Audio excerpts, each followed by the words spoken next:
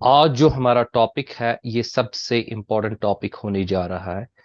तो आप अच्छी तरह से देखें, अच्छी तरह से जाने, टॉपिक को समझे प्रॉपरली कि टॉपिक हमें क्या है बेटा, किस तरह से हमें करना है, क्या क्या हमें इसमें करना है। ठीक है।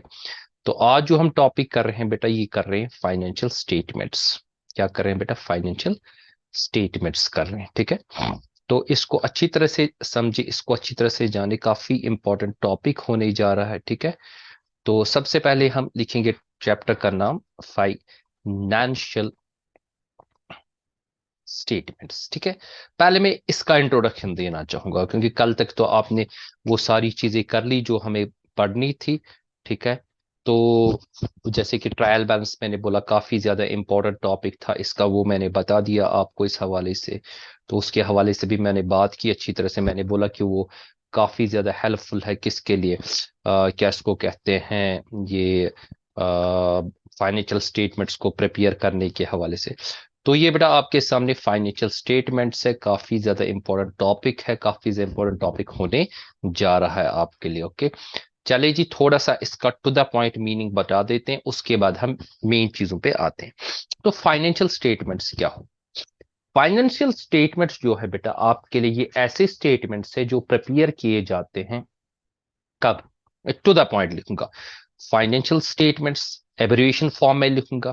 Financial statements are those statements, ठीक है, statements which are usually which are usually prepared prepared at the end of accounting. याद रखना बेटा, मैंने यहां पे इस्तेमाल किया लफ्ज अकाउंटिंग है। अकाउंटिंग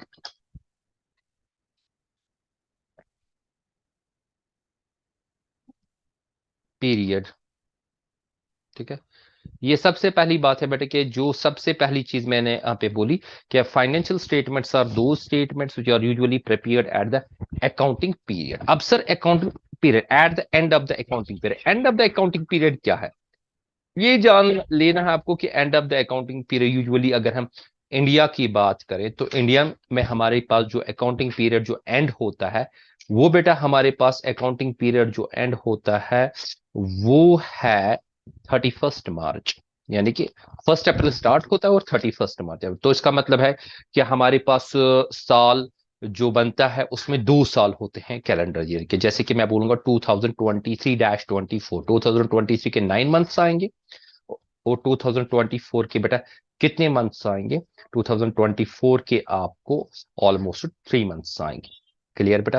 तो फाइनेंशियल स्टेटमेंट्स ये असल में पीरियोडिक स्टेटमेंट्स होते हैं। इससे हम क्या करते हैं, तो फाइन ये कैलेंडर ईयर के हिसाब से नहीं बनाए जाते हैं। यूजुअली मैं इंडिया में बात करूं तो अकाउंटिंग पीरियड जो इंडिया के हवाले से वो 1 अप्रैल टू 31 मार्च। तो मैंने यहाँ पे लिखा financial statements are those which are usually prepared at the end of the accounting year. किसके लिए? For ascertaining. पूरी तरह से बेटा देखिए मैं टू द पॉइंट लिखता हूं ताकि आप इसको क्लियर कर सके। एसर्टेनिंग द इनकम यानी कि net income, for ascertaining the income, okay, and financial position, financial position of the business enterprise. ठीक है बेटा, ये चीज आपने क्लियर, बिजनेस एंटरप्राइज। तो चूंकि हमें प्रैक्टिकल व्यू ज्यादा देना है इस पे, तो मैं ज्यादा इस पे आप अपनी बुक से देख सकते हो, आप इसको अच्छी तरह से चेकआउट कर सकते हो कि क्या क्या है, क्या पूरा मीनिंग है, क्या ऑब्जेक्टिव्स है, क्या क्या चीजें हैं, किस तरह से हमें करना है। ठीक है बेटा। तो सबसे पहले यहाँ पे मैं दिखाऊंगा कि हमें असल में, क्योंकि जो सिलेबस को रैशनलाइज कर दिया गया है, सिलेबस को बेटा ये रैशनलाइज कर दिया गया, उस सिलेबस को रैशनलाइज करने के बाद हमें कुछ चीजें अहम है कि हमें यहाँ पे टू द पॉइंट ही जाना है। तो मोस्टली जो आपको टाइप ऑफ द प्रॉब्लम्स होंगी वो तो प्रैक्टिकल ही होगा। हाँ, कुछ थ्योरेटिकल वर्कआउट भी हो सकता है, वो मैंने थोड़ा सा हल्का फुल्का डिस्कस कर लिया। आई सेंड, मैं नोट्स आपको सेंड कर लूंगा। ठीक है। अब हम सबसे पहले देखेंगे कि हमें करना क्या। मैं मीनिंग के हवाले से नहीं बोलूंगा, मैं देखूंगा कंपोजिशन जो मेरे पास है कि व्हाट वी हैव, किस किस्म के टाइप्स ऑफ फाइनेंशियल स्टेटमेंट बनाने हैं।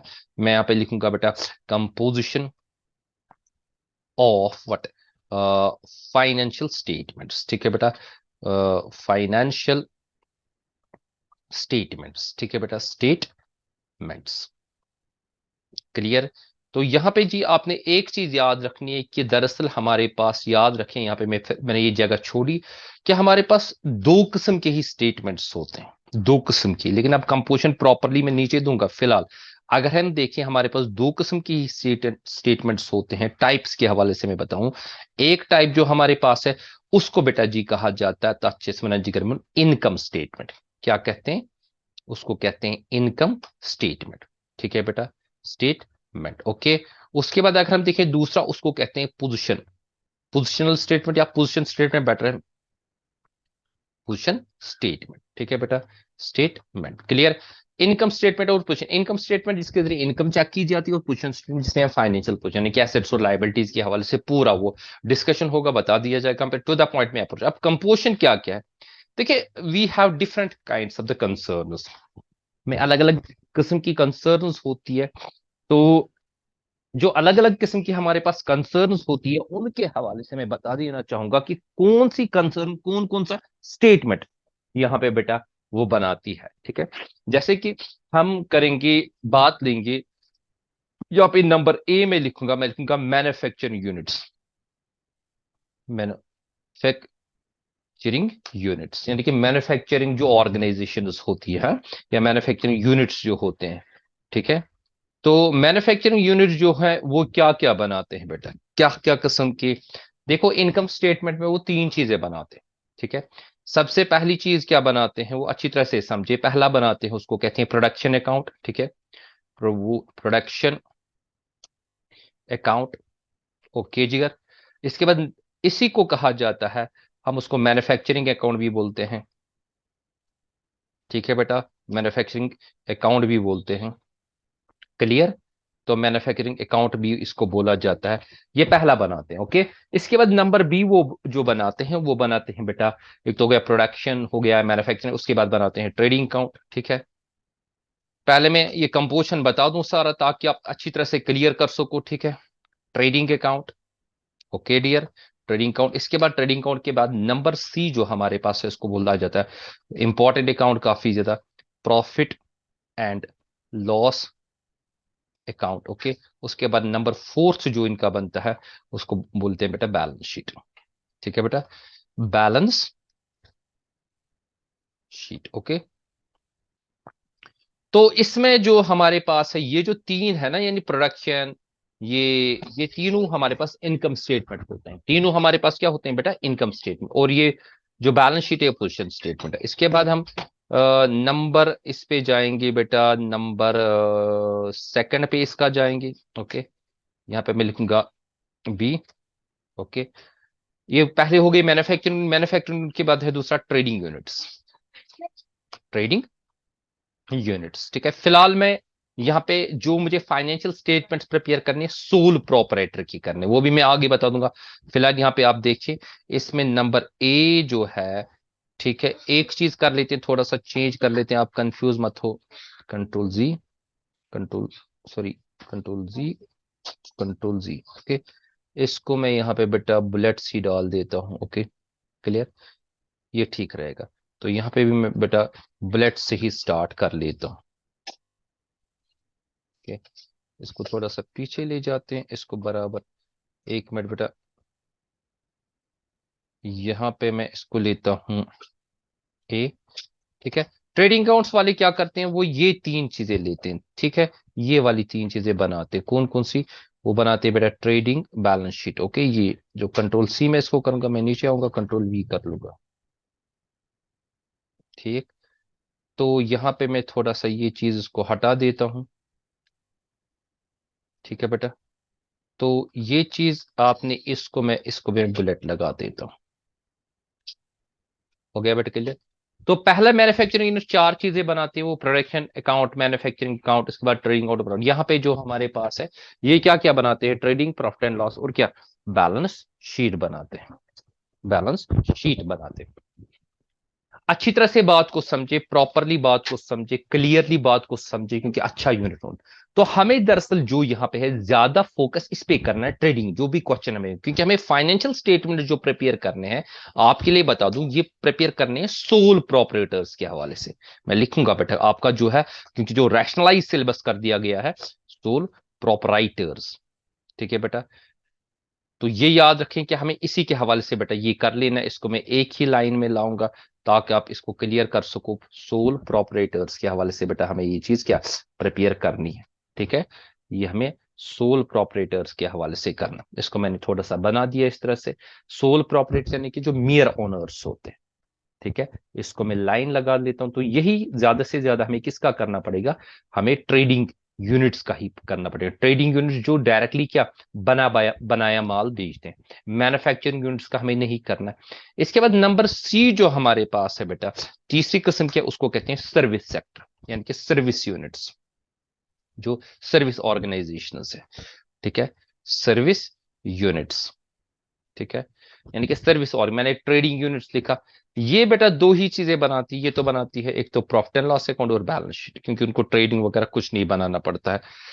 इसी को मैं कंट्रोल वी यहां पे करूंगा। ठीक है, इनको ये चीजें हटा देते हैं, इनको भी बुलेट फॉर्म में लाते हैं यहाँ पे ताकि क्लियर हो सके। तो बेटा मैंने इनको यहाँ पे बुलेट फॉर्म में लाया। तो यहाँ पे देखिए बेटा ये क्लियर हो गया आपका चीज कि क्या ये कंपोजिशन है किसके हवाले से जो हमें करना है। ठीक है, कंपोजिशन, लेकिन किसका करना है सर जी, हमें करना है बेटा जी ट्रेडिंग यूनिट्स का। याद रखें किन का करना है, ट्रेडिंग यूनिट का। मैन्युफैक्चरिंग यूनिट्स का नहीं करना है, क्योंकि एक क्वेश्चन शायद मुझे इसमें लगता है कि वो होगा, मैं वो दिखा दूंगा। उसके बाद ट्रेडिंग यूनिट्स का ये सारा कुछ करना है, लेकिन पर्टिकुलरली किन का करना है, सोल प्रोपरेटर्स का करना है। सबसे ज्यादा इंपॉर्टेंट टॉपिक पूरे इस बुक में यही। ठीक है, अब कुछ इससे पहले टॉपिक को स्टार्ट किया जाए, टॉपिक को बता दिया जाए कि क्या है बेटा, सबसे पहले कुछ अहम चीजें जो मुझे इसके हवाले से बता दी है, जिसको डिस्कस कर लेना है। यूजुअली जब भी हम अकाउंटिंग करते हैं, हम किस बेस पे करते हैं, हम बेटा किस बेस पे अकाउंटिंग को करते हैं, ये चीज याद रखनी है हमें। जो बेसिस है, बेसिस को चेक कर लेना है, हमें देखना पड़ेगा कि बेस ऑफ द अकाउंटिंग क्या है। देखिए बेटा यहां पे मैं क्या लिखूंगा, यहां पे मैं लिखूंगा बेसिस ऑफ द अकाउंटिंग। ठीक है, तो यहां पे मैं नीचे लिखता हूं, एक मिनट।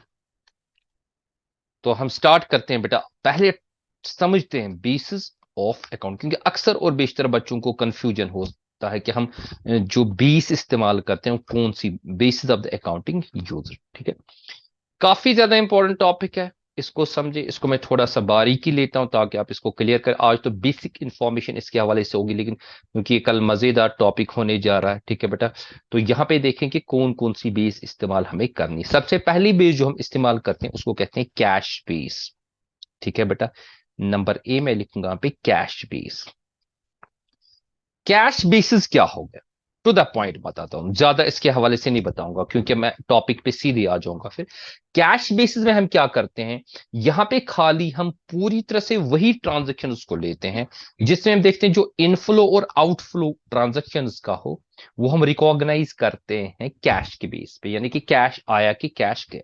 शॉर्ट में लिखूंगा, ये जो बेस है अकाउंटिंग की, इसमें हम खाली देखते हैं कि वेदर कैश इज रिसीव्ड और नॉट, कि कैश एक्चुअली रिसीव हो। जैसे कि इनकम आपने रिसीव की तभी जाके रिकॉर्ड होगी, और आपने एक्सपेंडिचर के हवाले से पेमेंट की तब जाके रिकॉर्ड होगी।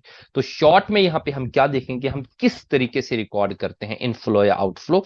हम बेटा करते हैं कैश रिसीप्ट्स। ओके बेटा, टू द पॉइंट, रिसीप्ट्स और कैश पेमेंट्स, वही हमारी बेस बन जाती है। And what, cash what, payments. ठीक है, आज का टॉपिक बहुत ही अच्छा होने जा रहा है ताकि आप टॉपिक को अच्छी तरह से समझे। ठीक है बेटा, ये हमारे पास है कैश बेसिस।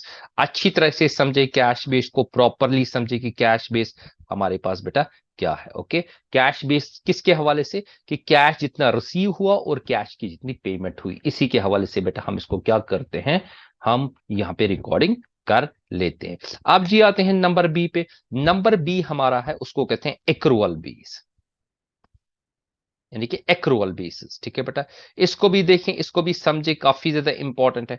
एक्रूअल बेसिस में क्या होता है बेटा, एक्रूअल बेसिस के हवाले से इसमें हम क्या करते हैं, इनकम को रिकॉर्ड किया जाता है जब वो अर्न की जाए। ओके, और चाहे कैश रिसीव किया जाए या ना किया जाए, और एक्सपेंस जब चार्ज होते हैं चाहे वो पे किए जाए ना किए जाए तब रिकॉर्ड होते हैं। ठीक है, असल में यही बेस फॉलो की जाती है, ऊपर वाली कैश बेस फॉलो नहीं की जाती। याद रखना एक्रूअल बेस में क्या होता है, एक्रूअल बेस में इनकम को तब रिकॉर्ड किया जाता है जब हमने अर्न की। ओके, तो यहां पे जब हमने अर्न की, मैं थोड़ा सा टू द पॉइंट लिखूंगा, जब हमने अर्न अर्न किया, ठीक है, अर्नर। और एक्सपेंस को तब रिकॉर्ड किया जाता है जब वो ओकर हो गया, ऑकर्ड या चार्ज। ठीक है, एक्सपेंस के हवाले से मैं लफ्ज लिखूंगा बेटा चार्ज, या हम इसको कहेंगे ऑकर्ड। ठीक है, इसको मैं डैश डैश डैश आप अंडरस्टैंड कर सकते हो, ओसीसी और ओकर्ड। ठीक है बेटा, मतलब इनकम को तब चार ये लिया जाता है जब वो अर्न की गई, whether you have received it और नॉट। वो फंड आने, चाहे आपने रिसीव किया ना की, अर्न की रिकॉर्ड करो। इसी तरह से एक्सपेंस को जब चार्ज किया गया या ऑकर जब हो गया, whether you have paid it और नॉट। और ये याद रखना कौन सी बेस चलती है, यही वाली बेस चलती है बेटा, कौन सी, जो हमारे पास एक्रूअल बेस है, यही सभी ऑर्गेनाइजेशन इस्तेमाल करती है। इसके बाद नंबर 3 पे जो हमारे पास है उसको कहते हैं हाइब्रिड बेसिस। क्या बेटा, हाइब्रिड बेसिस। ठीक है, हाइब्रिड बेसिस। अब आप बोलोगे सर आप ये क्यों चीजें पढ़ा रहे हो, कुछ है जो आगे होने जा रहा है जिसके लिए आपको ये चीजें जरूरत है। ठीक है, क्योंकि बहुत सारे बच्चे जो वीडियोस मेरे देखते हैं उनमें मैक्सिमम प्रोफेशनल्स भी होते हैं, और कुछ वो बीबीए वगैरह भी कर रहे होते हैं, वो नॉन कॉमर्स स्टूडेंट्स होते हैं, उनको भी मैं ये वीडियोस भेजता हूं। तो एक कंबाइंड फॉर्मेट में ये सब चीजें जाती है, इन्फॉर्मेशन जाती है, ताकि बच्चा अच्छी तरह से ये समझे बात को। ठीक है, अच्छा, किसी बच्चे ने पूछा था मुझे, वो बढ़िया बात थी कि बोला था सर कौन सी बुक आप इस्तेमाल करते हो बेटा। मैं यूजुअली अगर मैं देखूं तो सबसे बेस्ट जो बुक्स है S N Maheshwari, that is one of, आप विकास पब्लिकेशंस उसका सेट मंगवाओ, तकरीबन वो 1-2 हजार का आ जाएगा, कंप्लीट सेट है वो आपका। जब तक भी आप वो अकाउंटिंग करना, लेकिन अपडेटेड सेट हर साल आपको मंगवाना पड़ेगा। इसके साथ साथ टी एस ग्रेवाल का वन ऑफ द बेस्ट, वो भी बेस्ट है बेटा। पीसी तुलसन भी काफी अच्छा लिखते हैं जो सीए है।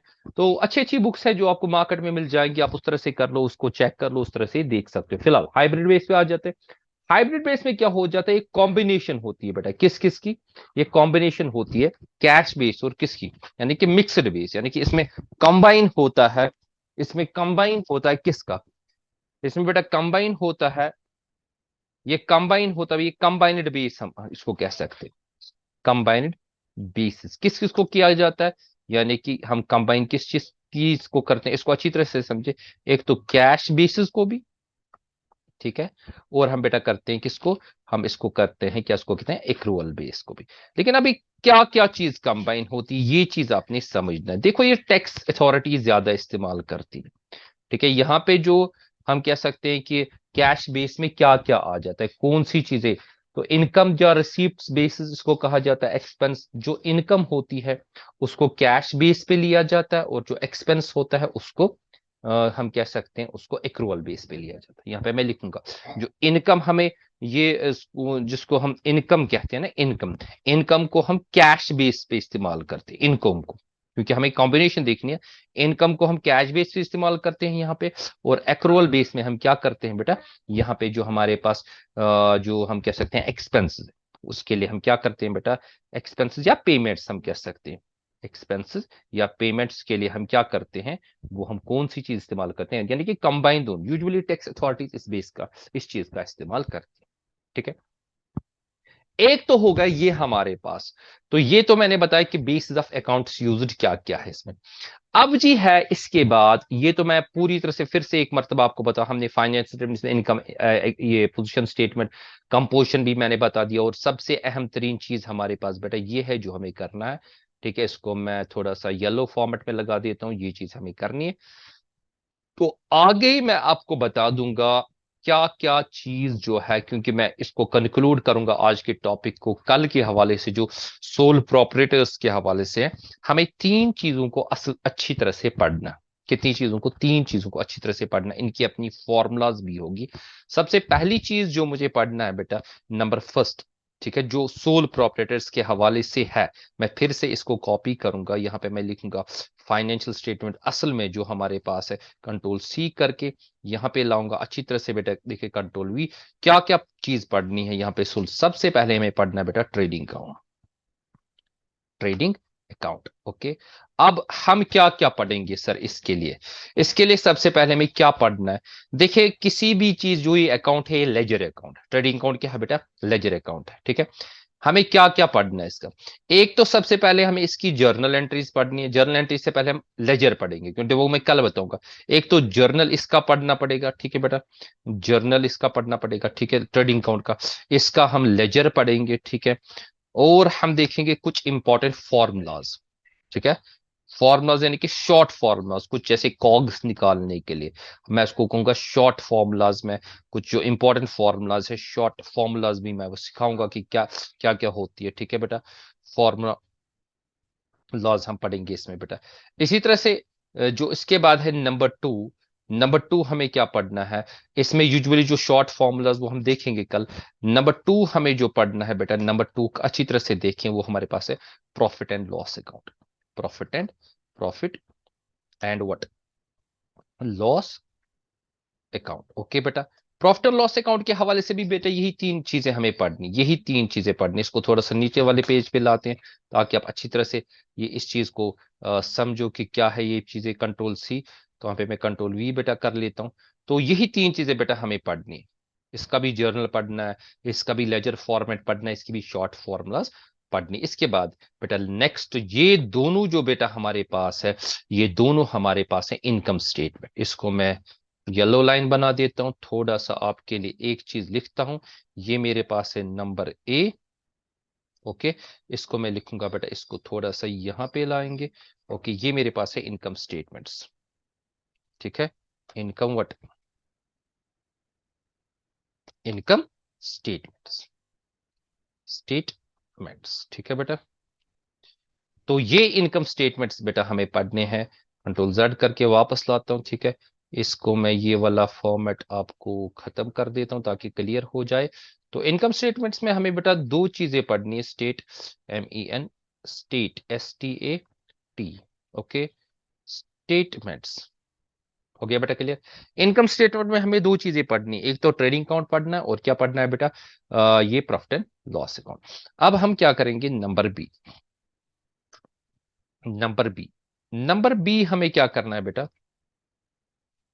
नंबर 'B' हमें पढ़ना है, उसको कहते हैं पोजीशन स्टेटमेंट, ठीक है बेटा।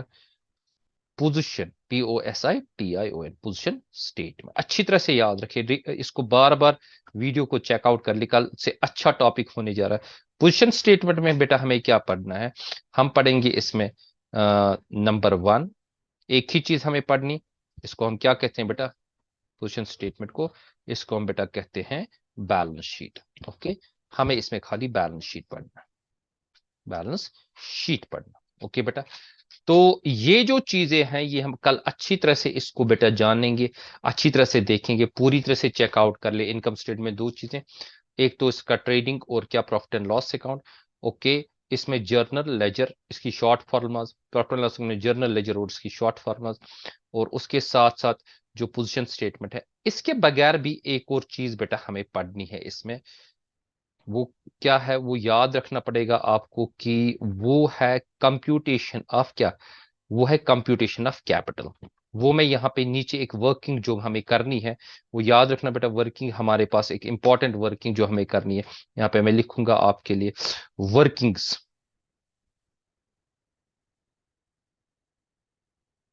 वर्किंग्स में हमें क्या पढ़ना है? इसको मैं थोड़ा सा फिर से ये चीज हटा देता हूं, ठीक है। और इसको मैं बोल्ड कर देता हूं, बोल्ड तो है ही, थोड़ा सा इसको बड़ा बना देते हैं।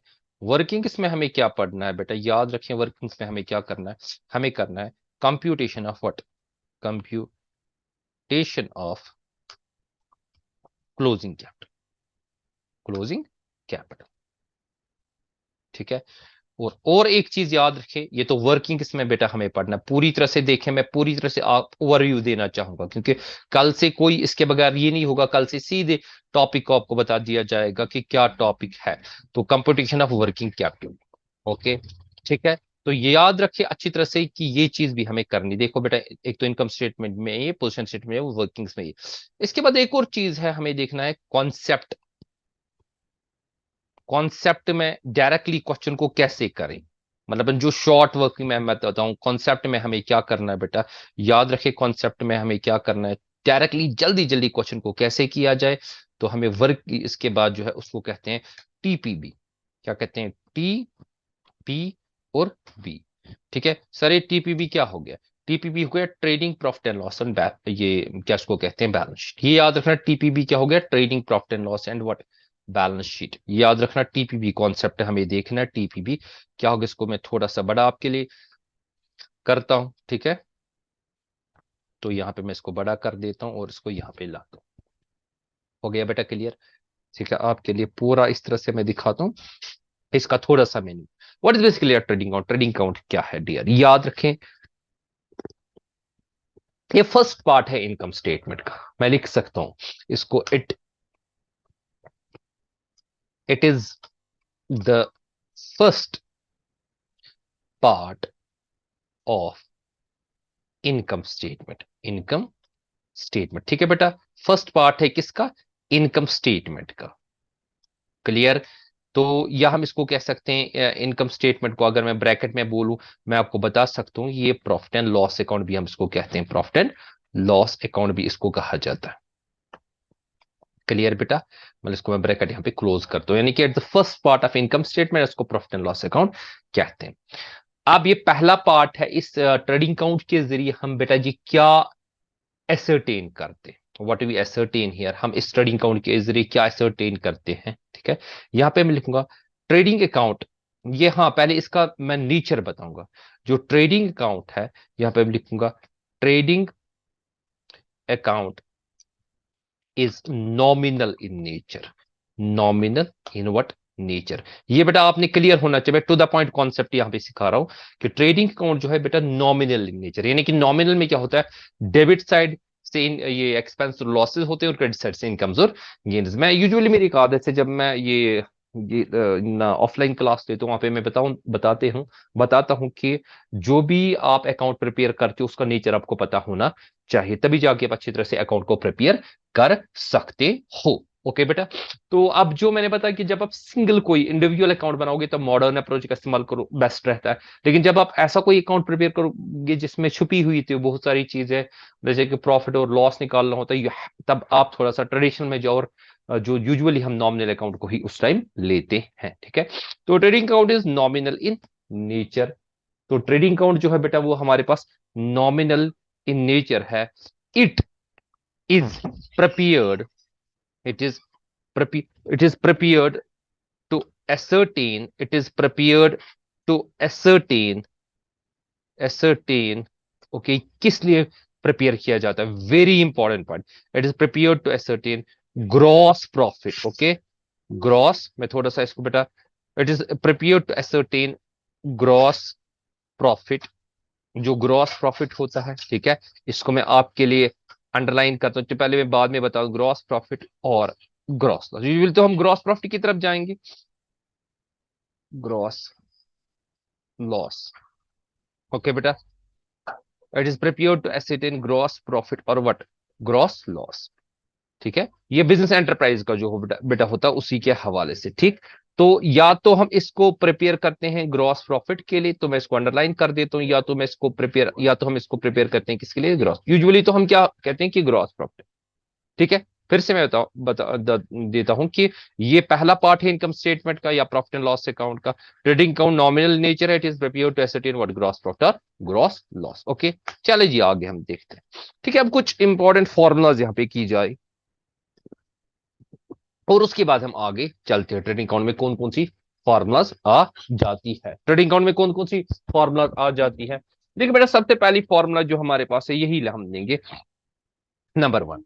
आराम से बेटा इसमें देखिए, पहली फॉर्मूला हमारे पास क्या है? पहली फॉर्मूला हम देखेंगे ग्रॉस प्रॉफिट। मैं पूरी तरह से आपको बेटा समझाता हूँ। ग्रॉस प्रॉफिट, छोटी मोटी फॉर्मूलाज आपको याद रखनी पड़ेगी। ठीक है बेटा, ग्रॉस प्रॉफिट किसके बराबर है? ग्रॉस प्रॉफिट किसके बराबर है? ग्रॉस प्रॉफिट बराबर है बेटा नेट सेल्स। ठीक है, net sales. Okay, net sales को हमें क्या करना है? नेट सेल्स को हम करेंगे माइनस, क्या करेंगे सर जी? नेट सेल्स को कॉग्स माइनस किया जाता है। क्या किया जाता है बेटा? COGS minus.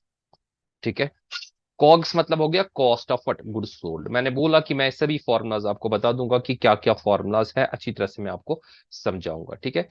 इसी तरह से अगर हमारे पास, अब बोलोगे सर नहीं जी, ग्रॉस प्रॉफिट तो नेट सेल्स माइनस कॉग्स के बराबर है, हाँ?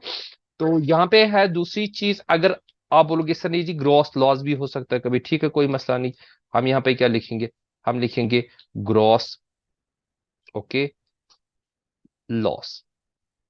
ग्रॉस लॉस किसके बराबर होगा बेटा, रिवर्स होगा, होगा बेटा, होगा बेटा COGS minus net sales, okay. COGS, यहां पे करेंगे हम minus, sorry, minus what, net sales. Clear concept, ठीक है। तो यूजुअली हम कहां की तरफ जाते हैं, जो ज्यादा देखते हैं, हम तो देखते हैं नेट सेल्स माइनस व्हाट, हम देखते हैं बेटा नेट सेल्स माइनस, यही देखते हैं, मतलब नेट सेल्स माइनस कॉग्स ही देखते हैं, ठीक है। उस तरीके से हम इसको ये करते हैं। इंपॉर्टेंट चीजें, इंपॉर्टेंट फॉर्मुलाज है जो आपको आगे जाके इंपॉर्टेंट होनी जा रही है। तो इसके बाद है तीसरी चीज जो आपने यहाँ पे सीखनी है, तीसरी चीज जो यहाँ पे सीखनी है, वो हमारे पास है बेटा कॉग्स। ओके, कॉग्स क्या हो गया, कॉग्स को कॉस्ट ऑफ गुड्स सोल्ड भी कहा जाता है, मैं शॉर्ट में लिखता हूं COGS, यानी COGS, cost of what, goods sold. अब कॉस्ट ऑफ गुड्स सोल्ड किसके बराबर होता है, याद रखें बेटा, इसमें ये चीज आ गई, ये बराबर होता है ओपनिंग स्टॉक, ठीक है। ओपनिंग स्टॉक पूरी तरह से डेटा देखिए बेटा, ओपनिंग स्टॉक को हम करेंगे प्लस,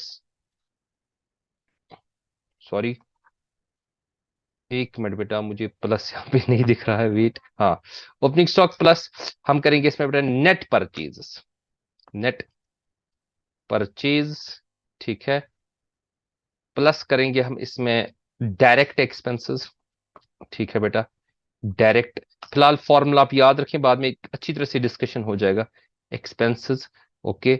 और इसमें हम करेंगे बेटा माइनस,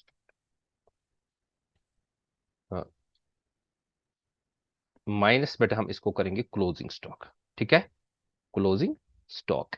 इंपॉर्टेंट फॉर्मूलाज है, अच्छी तरह से याद रखें, बहुत ही ज्यादा इंपॉर्टेंट फॉर्मूलाज बेटा होने जा रही है आपके लिए। तो ये सभी चीजें अच्छी तरह से चेकआउट कर ले कि हमारे लिए काफी ज्यादा इंपॉर्टेंट फॉर्मूलाज है ये, ठीक है बेटा। कितनी फॉर्मूलाज हो गई, तीन। मतलब यहाँ पे मैंने पहले ग्रॉस प्रॉफिट बताया कि नेट सेल्स माइनस कॉग्स के बराबर होता है, ग्रॉस लॉस किसके बराबर होता है, कॉग्स माइनस क्या, नेट सेल्स के बराबर होता है। इसी तरह से कॉग्स किसके बराबर होता है, वो बराबर होता है opening stock plus net purchase plus direct expense minus closing stock. Number next, चौथी चीज जो मैंने आपको बोला, जो मैंने आपको ऑलरेडी इसमें डिस्कस किया था, यहाँ पे क्या इसको कहते हैं, जिगर मेरा, ट्रायल बैलेंस में उसको कहते हैं adjusted purchase, adjusted purchase. Adjusted purchase किसके बराबर होता है बेटा, पूरी तरह से चेकआउट कर लें। यहाँ पे खाली हम क्या करेंगे, खाली हम डायरेक्ट एक्सपेंस को माइनस करेंगे, बाकी वो सारा लिखेंगे। कंट्रोल C, मैं यहाँ पे लिखता हूँ कंट्रोल V, इसमें मैं डायरेक्ट एक्सपेंस को हटा देता हूँ, ठीक है बेटा। ये मैंने डायरेक्ट एक्सपेंस को बेटा यहाँ पे हटा दिया। तो ये है किसकी फॉर्मूला, ये है बेटा एडजस्टेड परचेज की फॉर्मूला। काफी इंपॉर्टेंट फॉर्मूलाज आपके लिए, छोटे छोटे क्वेश्चन को सॉल्व करने के लिए। मतलब ग्रॉस प्रॉफिट बेटा होता है बराबर नेट सेल्स माइनस कॉग्स के, ग्रॉस लॉस बराबर होता है बेटा ये कॉग्स माइनस नेट सेल्स के, कॉग्स बराबर होता है opening stock plus net purchase plus direct expense के, direct plus tax minus closing stock के, एडजस्टेड परचेज होता है बराबर opening stock plus net purchase minus closing stock के, ठीक है। थोड़ा सा मैं इनको यहाँ पे आपके लिए येलो फॉर्मेट बता देता हूँ ताकि आप फॉर्मूलाज को अच्छी तरह से देख सके और चेकआउट कर सके, ठीक है। ये छोटी छोटी फॉर्मूलाज है, छोटी छोटी फॉर्मूलाज है, काफी ज्यादा इंपॉर्टेंट, छोटे मोटे question examination point of view में बेटा सारा यहाँ पे दिखा रहा हूँ, ठीक है। अब जी इसके बाद जो हमारा नेक्स्ट टॉपिक है, हम देखेंगे फॉर्मेट ऑफ व्हाट ट्रेड। ये चीजें क्लियर होगी, अच्छी तरह से क्लियर होगी ट्रेडिंग अकाउंट के बारे में। अब जी हम आज क्या करेंगे इसके बाद, अब हम देखेंगे format of the trading account कैसे प्रिपेयर किया जाता है। दोनों चीजें मैं बेटा आज दिखाना चाहता हूं। तो format of the what, trading account, इसको मैं सेंटर पे लेता हूं, ओके, आराम से देखें। तो यहां पे मैं लिखूंगा सबसे पहले बेटा, जो ट्रेडिंग अकाउंट बनाया जाता है एट द एंड बनाया जाता है। एंड मतलब साल के आखिर में, डेट कॉलम नहीं होता। यहाँ पे मैंने लेजर ये जो फोलियो कॉलम नहीं डाला, तो जरूरी नहीं आप लोगों के लिए, ठीक है। ट्रेडिंग, मैं लिखूंगा यहाँ पे trading account for the year, okay, ending, ending, यहाँ पे मैं आपके लिए बेटा dash dash dash dash dash. Trading account जो है बेटा ये 5 चीजों से निकलता है, ठीक है। पहले इसका फॉर्मेट, उसके बाद हम डिस्कस करेंगे ये उसकी जर्नल एंट्री के हवाले से, जो भी ईयर एंडिंग हो। यहाँ पे सबसे पहले हम क्या लेंगे, तो पूरी तरह से बेटा बात को देखें, अच्छी तरह से बात को समझे, वन बाय वन पॉइंट में आपके साथ। ये इन द बुक्स ऑफ पहले ऊपर लिखा जाता है, जर्नल में चाहे उसमें हम लिखे, इसको मैं फिलहाल इरेज कर देता हूँ, जर्नल में बाद में दिखाता हूँ। सबसे पहले मैं यहाँ पे क्या लिखूंगा बेटा, इसमें जर्नल को थोड़ा सा नीचे लाते हैं, ठीक है। और यहाँ पे हम डिस्कस करते हैं फिलहाल ट्रेडिंग अकाउंट के बारे में। ट्रेडिंग अकाउंट की जर्नल एंट्रीज बाद में, पहले लिखेंगे यहाँ पे to opening stock, opening what stock, ठीक है बेटा। तो ओपनिंग स्टॉक चेक करेंगे कितना है, उसका जो अमाउंट है यहाँ पे लिखेंगे, ठीक है बेटा। ये हो गया ओपनिंग स्टॉक, क्लियर। इसके बाद हमारे पास है दूसरा, अच्छा थोड़ा बड़ा बना दे, ठीक है बेटा, कोई मसला नहीं। इसको मैं इस तरह से छोटा लेता हूं, ओके। और मैं इसको पूरी तरह से यहां ऐसे लेता हूं, अच्छा कंट्रोल जी, और उसको मैं यहाँ पे, ये बेटा आपका ये बड़ा बन गया, ठीक है। तो इसको थोड़ा सा आपको बड़ा दिखाते हैं, हो गया बेटा ओपनिंग स्टॉक, पहला पॉइंट। दूसरा पॉइंट हम यहां पे लेते हैं बेटा to purchases, to what purchases. तो परचेज में हम क्या करेंगे, पूरी तरह से देखें।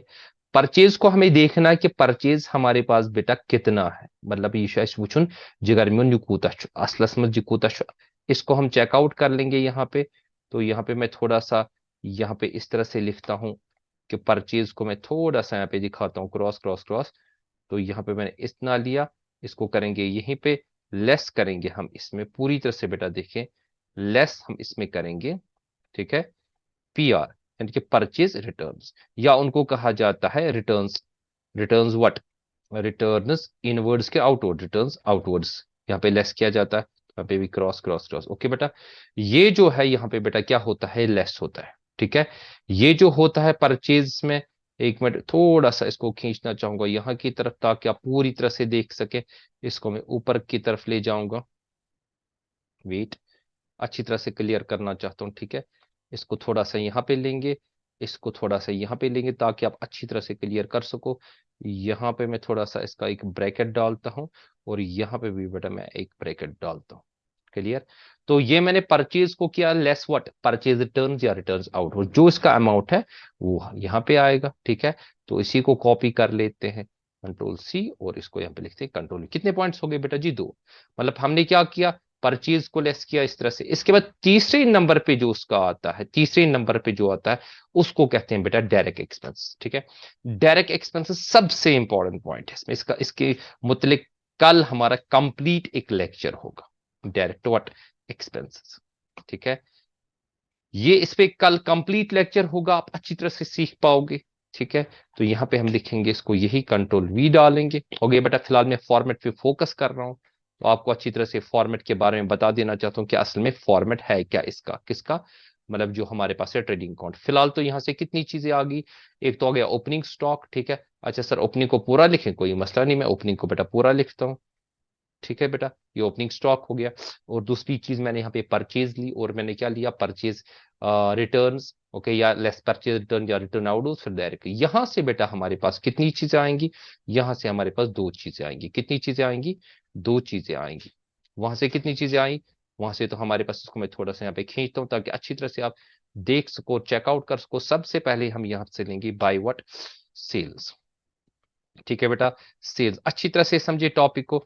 तो सेल्स को हम चेकआउट करते हैं कितना है, इसको हम नीचे करेंगे वहीं पे, लेस हम इसको लिखेंगे यहाँ पे व्हाट, लेस हम इसको करेंगे सेल्स रिटर्न्स, ओके, या हम इसको करेंगे रिटर्न्स व्हाट इनवर्ड्स, मतलब जो हमें माल वापस आ रहा है, जो हमें माल क्या बेटा वापस आ रहा है, ठीक है। तो इसी को करता हूं मैं कॉपी, लेस करने के लिए, ठीक है। नीचे लाते हैं, ठीक है, यहाँ पे इसको वी कर देते हैं। तो जो हमें माल वापस आ गया वो कितना होगा, ठीक है बेटा, ये देखना है। इसी को यहाँ पे कॉपी करते हैं, और इसको यहाँ पे लाते हैं, ये मैंने यहाँ पे लाना है, ओके, और नीचे लाना है, तो कंट्रोल वी कर देते हैं। तो ये हो गया बाय सेल्स, इसको लेस करते हैं सेल्स डन। पांचवी चीज जो आ गई उसको हम लिखते हैं by closing what, closing stock, ठीक है बेटा। Closing stock. तो क्लोजिंग स्टॉक भी बेटा 5 चीजें हैं, 5 चीजों के जरिए हमें यहाँ पे बेटा क्या निकलता है, ये हमारा ट्रेडिंग अकाउंट हो गया। ठीक है, इसको मैं थोड़ा सा आपके सामने लाता हूँ, दिख रहा है, थोड़ा सा छोटा कर दीजिए। ओके, अब तो दिख रहा है। ठीक है बेटा, ये कंप्लीट फॉर्मेट है किसका, ट्रेडिंग अकाउंट का। डेबिट साइड से आपने कितनी चीजें देखी, डेबिट साइड से आपने 3 चीजें देखी। एक तो आपने देखा opening stock, okay, opening stock के बाद आपने देखा परचेज, ठीक है, परचेज को लेस क्या करना है, रिटर्न्स, ओके। इसी तरह से हमने क्या लिया, डायरेक्ट एक्सपेंस को लिया। यहां से बेटा सेल्स है, ओके, सेल्स को हमने क्या किया, लेस सेल्स टर्न या टर्नओवर्स, उसके बाद क्लोजिंग स्टॉक, ओके। अब जी हमें देखना है कि कौन सा साइड बड़ा है, इसमें बैलेंसिंग करनी है। ठीक है, नीचे में नोट अपेंड करता हूं, नोट अपेंड करता हूं, मतलब ये चेकआउट करेंगे कि क्रेडिट साइड बड़ा है कि डेबिट साइड बड़ा है। ठीक है, डिपेंड करेगा, अगर क्रेडिट साइड बड़ा है तो क्या होगा, अगर डेबिट साइड बड़ा है तो यहां पे मैं नीचे नोट में लिख देता हूं अच्छी तरह से बेटा। देखिए नोट में मैं क्या लिख देता हूं, पूरी तरह से चेकआउट कर लें, नोट इसके लिए इंपॉर्टेंट है। यहां पे मैं लिखूंगा नोट, ओके। नोट में पॉइंट नंबर 1, ठीक है, क्या लिखें, इफ क्रेडिट, ठीक है बेटा, if credit exceeds, if credit exceeds what, अगर क्रेडिट करता है एक्सीड किसको बेटा, इफ क्रेडिट एक्सीड्स डेबिट।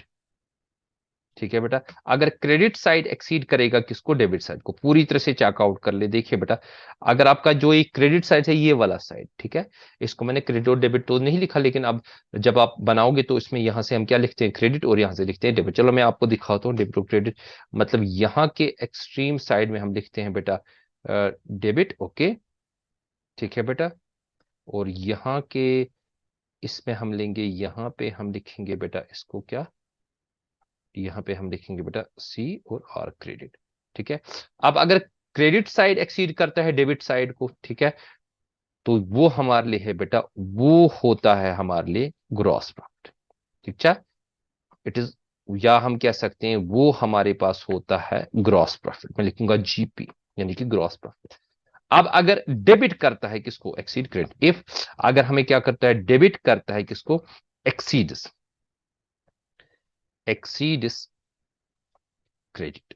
ठीक है बेटा, तो वो हमारे पास क्या होता है, वो बेटा हमारे पास होता है ग्रॉस वट लॉस। क्लियर, तो ये डिपेंड करता है हमें क्वेश्चन में, ये डिपेंड करता है क्वेश्चन में कि कौन सा साइड, यूजुअली जो है वो क्रेडिट ही एक्सीड करता है किसको बेटा, डेबिट को।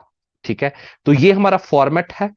तो फॉर्मेट में मैंने आपको ये चीज क्लियर कर दी, पहले तो मैंने टू द पॉइंट इसका क्या बता दिया, मीनिंग, और कुछ इंपॉर्टेंट फॉर्मूलाज बता दी। ठीक है बेटा, इसके बाद ये जो फॉर्मेट के बाद मैंने लिया, अब मैं फॉर्मेट के बाद इसकी जर्नल एंट्री देता हूं, इसकी क्या लेता हूं बेटा, जर्नल एंट्रीज, किसकी, ट्रेडिंग की। हाँ, मैं जब असल में पढ़ाता हूं ये वाली जो जर्नल एंट्रीज टॉपिक, उसमें मैं क्लियर कर देता हूं कि types of journal entries, types of journal entries 9 किस्म की है। मैं जल्दी जल्दी बता दूंगा, लिखूंगा यहां पे नहीं, ताकि आप इसको अच्छी तरह से क्लियर कर सके। तो जो हमारे पास बेटा टाइप्स ऑफ जर्नल एंट्रीज है वो 9 किस्म की। एक तो होगी ओपनिंग जर्नल एंट्री, ठीक है, एक होगी बेटा ओपनिंग जर्नल एंट्री, इसमें थोड़ा सा येलो कलर करता हूं जी, पहले से वन बाय वन। पहले होगी ओपनिंग जर्नल, से पहले मैं आपको बता दूं, सबसे पहले होगी, उसको हम कहते हैं, जो पहली एंट्री सिंपल जर्नल एंट्री, यानी उसमें सिंगल डेबिट और सिंगल। इसके बाद दूसरी होती है compound journal entry, multiple debit single credit, single debit multiple credit, या मल्टीपल डेबिट मल्टीपल। इसी तरह से हमारे पास होता है, क्या उसको कहते हैं बेटा जी, हम उसको कहते हैं opening journal entry. Opening journal entry entry में क्या होता है, उसमें ये ना all assets are debited, all liabilities are, और भी इसमें रूल वगैरह है। इसके बाद एक और किस्म में ट्रांसफर एंट्रीज है, उसके बाद एडजस्टमेंट एंट्रीज है, उसके बाद क्लोजिंग एंट्रीज है, उसके बाद रेक्टिफाइंग एंट्रीज है। ठीक है बेटा, इसके बाद नेट जर्नल एंट्रीज है, एक और फिर जो हमारे पास है स्पेशल टाइप। यहाँ पे जो हमारे पास जर्नल एंट्रीज होती है पर्टिकुलरली, जो भी क्लोजिंग, ये तो क्लोजिंग अकाउंट्स इनको कहा जाता है ना, मतलब एट द एंड, ये क्लोजिंग एंट्रीज कहलाती है। Closing, it is very much easy. सबसे पहले हमें देखना है कि ट्रेडिंग अकाउंट को किस किस के जरिए डेबिट मिला है, क्लोज ट्रेडिंग अकाउंट में हमने डेबिट में क्या क्या क्लोज किया, उसी को दिखाते हैं। देखो बेटा क्या क्या हम लेते हैं, वन बाय वन में लेता हूं। सबसे पहली एंट्री, 3 एंट्री से, और इसके जरिए हम प्रॉफिट या लॉस भी निकाल सकते हैं। सबसे पहले मैं लिखूंगा यहाँ पे इस तरह से, पहली एंट्री में बनाऊंगा बेटा ट्रेडिंग अकाउंट, आराम से चेकआउट कर ले, आराम से देखिए कि पूरी तरह से चेक कर ले कि क्या है ट्रेडिंग अकाउंट व्हाट। यहाँ पे मैं लिखूंगा बेटा डेबिट, ठीक है, ट्रेडिंग अकाउंट डेबिट। किस किस के जरिए डेबिट मिला, ये आपने चेकआउट करना है, ये आपने देखना है। ठीक है, तो यहां पे मैं क्या करूंगा बेटा, देखूंगा कि किस किस के जरिए डेबिट मिला है इसको। सबसे पहले ऊपर की तरफ देखिए, एक तो ओपनिंग स्टॉक परचेज, ये आएगा क्रेडिट साइड से। मतलब ये तीन, ओपनिंग स्टॉक, परचेज और डायरेक्ट एक्सपेंस। अच्छी तरह से बेटा देखें, एक तो आएगा, तो यहां पे मैं लिखूंगा ट्रेडिंग अकाउंट डेबिट। अच्छा, आप बोलते हो बोल्ड में लिखना है, कोई मसला नहीं, बोल्ड में ही दिखाऊंगा। चलो ठीक है बेटा, बोल्ड में दिखाऊंगा। ठीक है, तो यहां पे मैं लिखूंगा to what, to opening, sorry, इसको सभी को बोल्ड में ही करना है, तो यहां पे मैं बोल्ड में करूंगा control S, to opening stock. Okay, तो ओपनिंग स्टॉक, क्लियर। तो पहला आएगा किसके जरिए डेबिट मिलेगा इसको बेटा, ओपनिंग स्टॉक के जरिए मिलेगा। इसके बाद दूसरी चीज क्या आएगी, हम लिखेंगे to trading account debit to opening stock to purchase, to purchase. ठीक है, तो यहां पे हम लिखेंगे to direct expenses, to direct expenses, clear बेटा। ठीक है, एक और चीज से डेबिट मिलेगा, पूरी तरह से देखो, बच्चे अक्सर कंफ्यूज हो जाते हैं, यहां पे ये परचेज रिटर्न नहीं आएगा बल्कि ये सेल रिटर्न से आएगा। यहां पे मैं लिखूंगा टू सेल रिटर्न्स। ओके, तो सेल्स रिटर्न्स, ठीक है बेटा, तो सेल्स रिटर्न्स, या हम इसको क्या कहते हैं, या हम इसको कहते हैं रिटर्न्स इनवर्ड्स भी, रिटर्न्स इनवर्ड्स। ठीक है बेटा, क्लियर, जो हमें माल वापस आया। ओके, यहां पे लिखेंगे हम नरेशन में बीइंग, बीइंग ट्रेडिंग अकाउंट। ठीक है बेटा, being trading account debited, to the point लिखे, आराम से लिखे, समझे, जल्दी से चेकआउट, बीइंग ट्रेडिंग अकाउंट क्या, डेबिटेड। ठीक है, थोड़ा सा यहां पे मैं आपके लिए इसको कंट्रोल V कर देता हूं, नीचे कंट्रोल V कर देता हूं, कितने पॉइंट से कंट्रोल V कर देता हूं, कंट्रोल V। अब 4 पॉइंट्स के जरिए डेबिट लगा, देखो बेटा, एक तो ओपनिंग स्टॉक के जरिए, ओके, और परचेज के जरिए, और डायरेक्ट एक्सपेंस के जरिए, और क्या, सेल्स टर्न्स इनवर्ड्स, यानी टर्न्स, मतलब ट्रेडिंग अकाउंट को इन चीजों के जरिए क्या लगा बेटा, डेबिट लगा।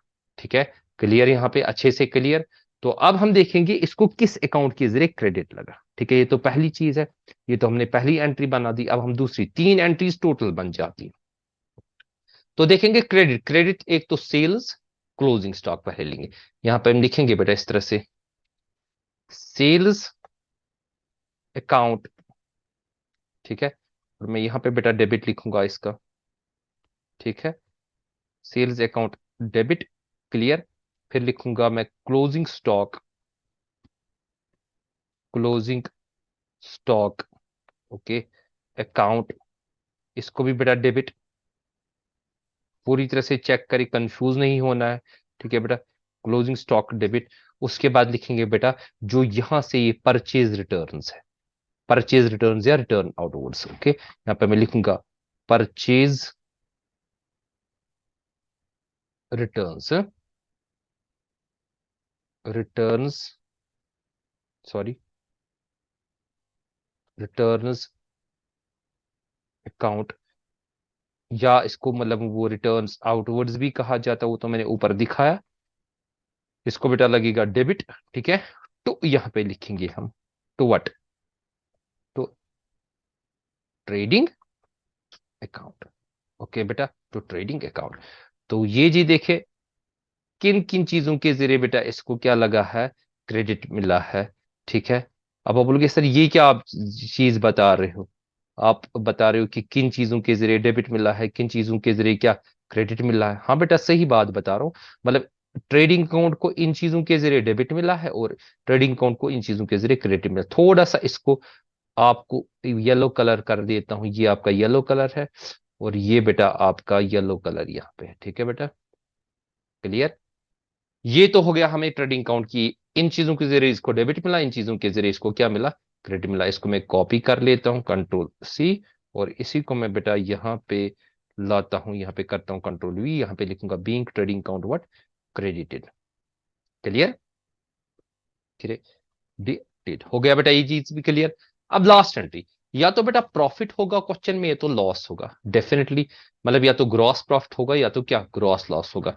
तो यहाँ पे मैं तीसरी एंट्री पे जाता हूँ। तीसरी एंट्री में ये तो पहली एंट्री, इसको एंट्री नंबर मैं लिखूंगा 1, ये लिखूंगा बेटा एंट्री नंबर 2, या तो एंट्री नंबर 3। थ्री का 3 या तो ये वाली आएगी पहली वाली, मतलब अगर प्रॉफिट होगा, मतलब यानी कि ग्रॉस प्रॉफिट होगा, यानी कि क्रेडिट साइड एक्सीड करेगा किसको, डेबिट साइड को। तो हम क्या लिखेंगे, तब हम क्या लिखेंगे, तब हम बेटा इस तरह से लिखेंगे प्रॉपरली, आप अच्छी तरह से समझे। हम लिखेंगे ट्रेडिंग अकाउंट डेबिट, अच्छी तरह से एंट्री को देखिए बेटा। ट्रेडिंग अकाउंट, जो प्रोफेशनल्स है वो पूरी तरह से ख्याल रखें, वो देखें, अगर उनको कोई भी क्वेश्चन पूछना है वो मुझे पूछ सकते हैं, वीडियोस तो आते होंगे उनको। तो यहां पे हम क्या करेंगे बेटा, टू लिखेंगे प्रॉफिट एंड लॉस अकाउंट।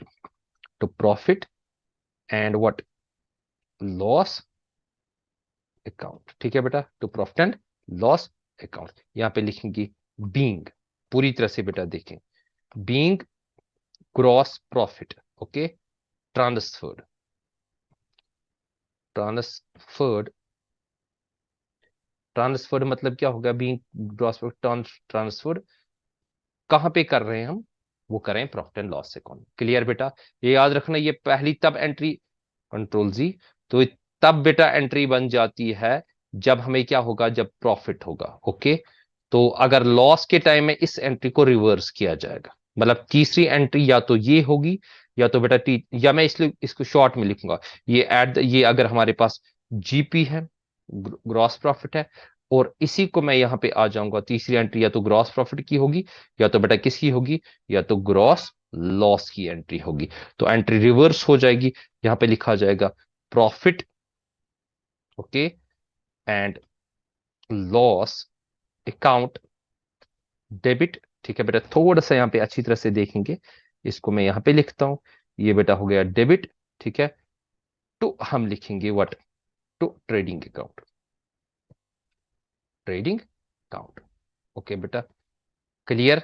तो ये हो गया जब हमें क्या हो गया, जब लॉस होगा, बीइंग क्या लिखेंगे, bring gross loss what, transferred, okay बेटा, bring gross loss transferred, clear. तो यहां पे मैं इसको फिर से आपके सामने ये जो दिखा रहा हूं अमाउंट यहां पे लिखा जाएगा, और दूसरा अमाउंट यहां पे लिखा जाएगा। ये बेटा 3 एंट्रीज है किसकी, ट्रेडिंग को। चले पहले देखते हैं कि डायरेक्ट एक्सपेंस जो हमारे पास है, डायरेक्ट एक्सपेंस जो है वो किसे कहते हैं ट्रेडिंग अकाउंट में, जिनको ये डेबिट साइड से हम दिखाते हैं, यानी कि ये वाले जो डायरेक्ट एक्सपेंस, इनका एक लिस्ट में बना के दूंगा।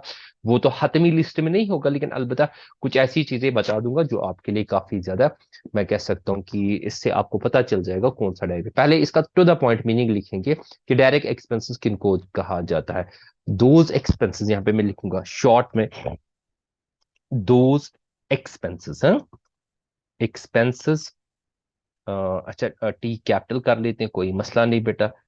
दोज एक्सपेंसेस, वो वाले खर्चे, incurred, incurred in the purchasing, okay, purchasing the goods, क्या बेटा, purchasing the goods and manufacturing the goods, short में याद रखें, इन purchasing and what, manufacturing, manufacturing, TURING, manufacturing the goods. ठीक है बेटा, ऐसे किस्म के खर्चे बेटा जो हम क्या करते हैं, डायरेक्ट एक्सपेंसेस इनको कहा जाता है। जो ऐसे किस्म के खर्चे होते हैं जो या तो माल को परचेज करने के लिए, गुड्स को परचेज करने, या गुड्स को क्या मैन्युफैक्चर करने के लिए लगते हैं, उनको डायरेक्ट एक्सपेंस कहा जाता है। यहाँ पे मैंने बोला टू द पॉइंट, इसका मीनिंग यहाँ पे मैंने आपको बता दिया। ठीक है बेटा, टू द पॉइंट मीनिंग मैंने आपको ये समझाया। या हम कह सकते हैं चूंकि दीज, इसमें सभी, या हम इसको इस तरह से लिखेंगे, इसमें वो सारे एक्सपेंसेस आ जाते हैं, सारे एक्सपेंसेस आ जाते हैं। यहां पे लिखेंगे दीज इंक्लूड, ओके बेटा, these, these include all those expenses. ठीक है बेटा, इसमें वो सभी खर्चे आ जाते हैं, these include all those expenses या ऑल एक्सपेंसेस भी हम लिख सकते हैं यहाँ पे, दो उसके बजाय बजाय, ताकि क्लियर हो, टू द पॉइंट ही लिखेंगे। दीज इंक्लूड ऑल एक्सपेंसेस, वो सभी खर्चे यहाँ पे, इसमें बेटा वो सभी खर्चे आ जाते हैं, सभी खर्चे आ जाते हैं which have been incurred, which have been incurred, incurred, ठीक है, जो हुए हैं before the goods, before the goods become, ठीक है बेटा, before the goods become ready for sale, ready for sale, मतलब सेल से पहले जितने भी खर्चे लगते हैं, सेल से पहले जितने भी खर्चे लगते हैं वो सारे के सारे क्या बेटा डायरेक्ट एक्सपेंस होते हैं, ठीक है। मतलब चाहे वो मैन्युफैक्चरिंग हो, चाहे वो बेटा ट्रेडिंग किस्म की हो, ठीक है। ये चीज आपने क्लियर कर देनी है इस हवाले से, जो भी बेटा सेल के हवाले से आपको एक्सपेंस लगते हैं सेल तक, अभी सेल नहीं हुई, सेल नहीं हुई बेटा, सेल से पहले जितने भी एक्सपेंसेस लगते हैं उनको क्या कहा जाता है, डायरेक्ट एक्सपेंस कहा जाता है।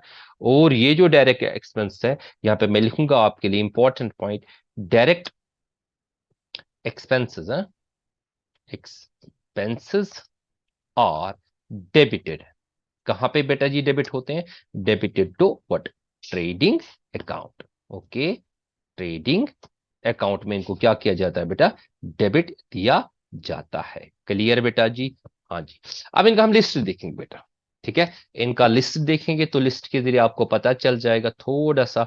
अच्छा ठीक है, इसको मैं इस तरह से लेता हूं, यहाँ पे ये वाला इसका पोर्शन हटा देते हैं, नीचे लाते हैं, और इसको बेटा सेंटर में लाते हैं, यहाँ पे थोड़ा सा आपके लिए बड़ा कर देते हैं ताकि आप इसको क्लियर कर सकें, ठीक है। 25 तक ले जाते हैं, ओके, ये 25 तक है। तो ये बेटा आपका डायरेक्ट एक्सपेंस हो गया, ठीक है, क्लियर। तो ये ऐसे किस्म के एक्सपेंस होते हैं, या तो परचेजिंग पे लगते हैं या तो मैन्युफैक्चरिंग पे लगते हैं। तो इनमें वो सारे एक्सपेंसेस आ जाते हैं जो सेल से पहले लगते हैं। डायरेक्ट एक्सपेंस को कहाँ पे किया जाता है, डेबिट किया जाता है, कहाँ पे बेटा, ये डेबिट दिया जाता है इनको ट्रेडिंग अकाउंट में। तो सबसे पहले अब हम वन बाय वन इनका इस्तेमाल करेंगे, वन बाय वन लेंगे कि क्या क्या, ठीक है। तो सबसे पहले मैं लूंगा बेटा number first, okay, number first में लूंगा यहाँ पे, मैं क्या लिखूंगा नंबर फर्स्ट में, पहले मैं लूंगा जो इंपॉर्टेंट है, यहाँ पे हम लिखेंगे सबसे पहले बेटा वीज, मैं लिस्ट पूरा आपके सामने दूंगा ताकि क्लियर है।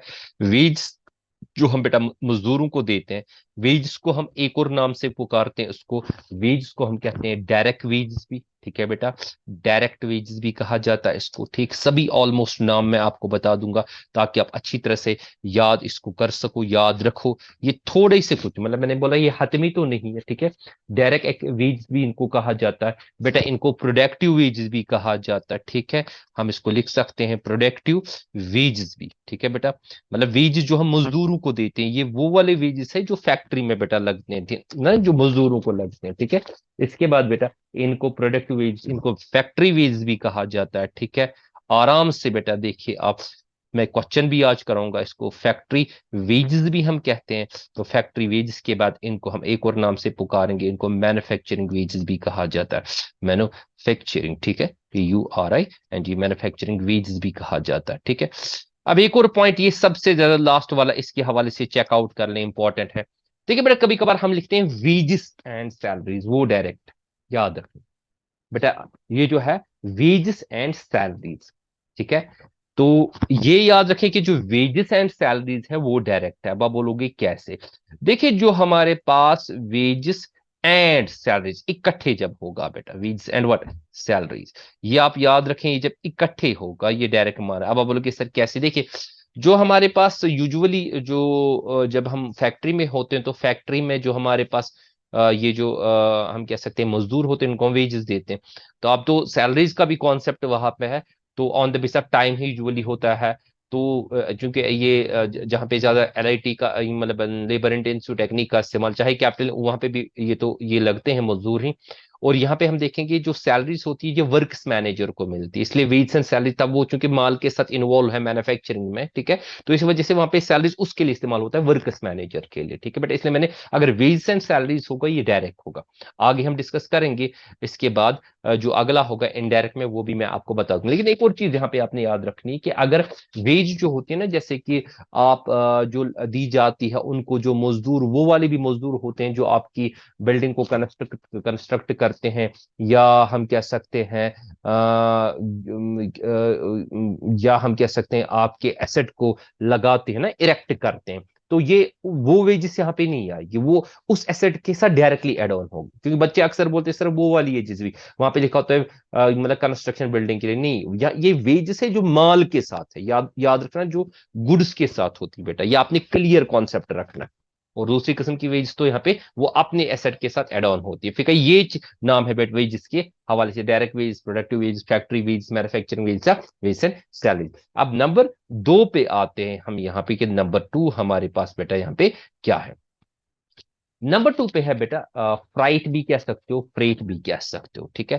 पहले लिखूंगा FREIGST, फ्रेट भी इसको कहते हैं। अब फ्रेट का मतलब क्या है, जब प्रोडक्शन यूनिट, जब जो कोई प्रोड्यूसर होगा वहां से जो माल भेजा जाता है किसी भी मतलब ये होलसेलर वगैरह को, या किसी भी जो भी दूसरा बिजनेसमैन है उसको भेजा जाता है, तो उसके बीच में जो ये किराया लगता है उसको फ्रेट कहते हैं। यानी कि प्रोडक्शन पॉइंट से, मैं सिंपली बताऊंगा क्योंकि मैं यूजुअली डिफरेंस कर देता हूँ, बता देता हूँ कि फ्रेट भी किराया है, कैरेज भी किराया। लेकिन फ्रेट क्या हो गया, जो आपको ट्रांसपोर्टेशन कंपनी के जरिए माल आ जाता है, यानी कि आप रेलवेज के जरिए लाते हो, रोडवेज के लिए जितनी भी ट्रांसपोर्ट कैरियर से उसके जरिए आपका माल, उस पर जो किराया लगता है उसको क्या कहते हैं, उसको बेटा फ्रेट कहा जाता है। फिर उसके बाद डिस्कस करेंगे आगे वाला कैरी वाला। फिलहाल फ्रेट को क्या कहते हैं बेटा, फ्रेट हो गया मतलब हम कह सकते हैं जो गुड्स पे किराया लगता है। जैसे कि हमारे पास एक तो पैसेंजर ये ट्रांसपोर्ट होता है, दूसरा होता है गुड्स ट्रांसपोर्ट, ट्रक्स, लॉरीज वगैरह उसके जरिए, या आपके पास कार्गो शिप्स वगैरह होते हैं उनके जरिए माल, इसको फ्रेट इन भी कहा जाता है बेटा। क्या कहा जाता है, फ्रेट इन भी इसको कहा जाएगा, ओके। इसको मैं सभी नाम ऑलमोस्ट बताऊंगा। इसको ये हम कह सकते हैं फ्रेट, फ्रेट इनवर्ड्स भी कहते हैं, ओके।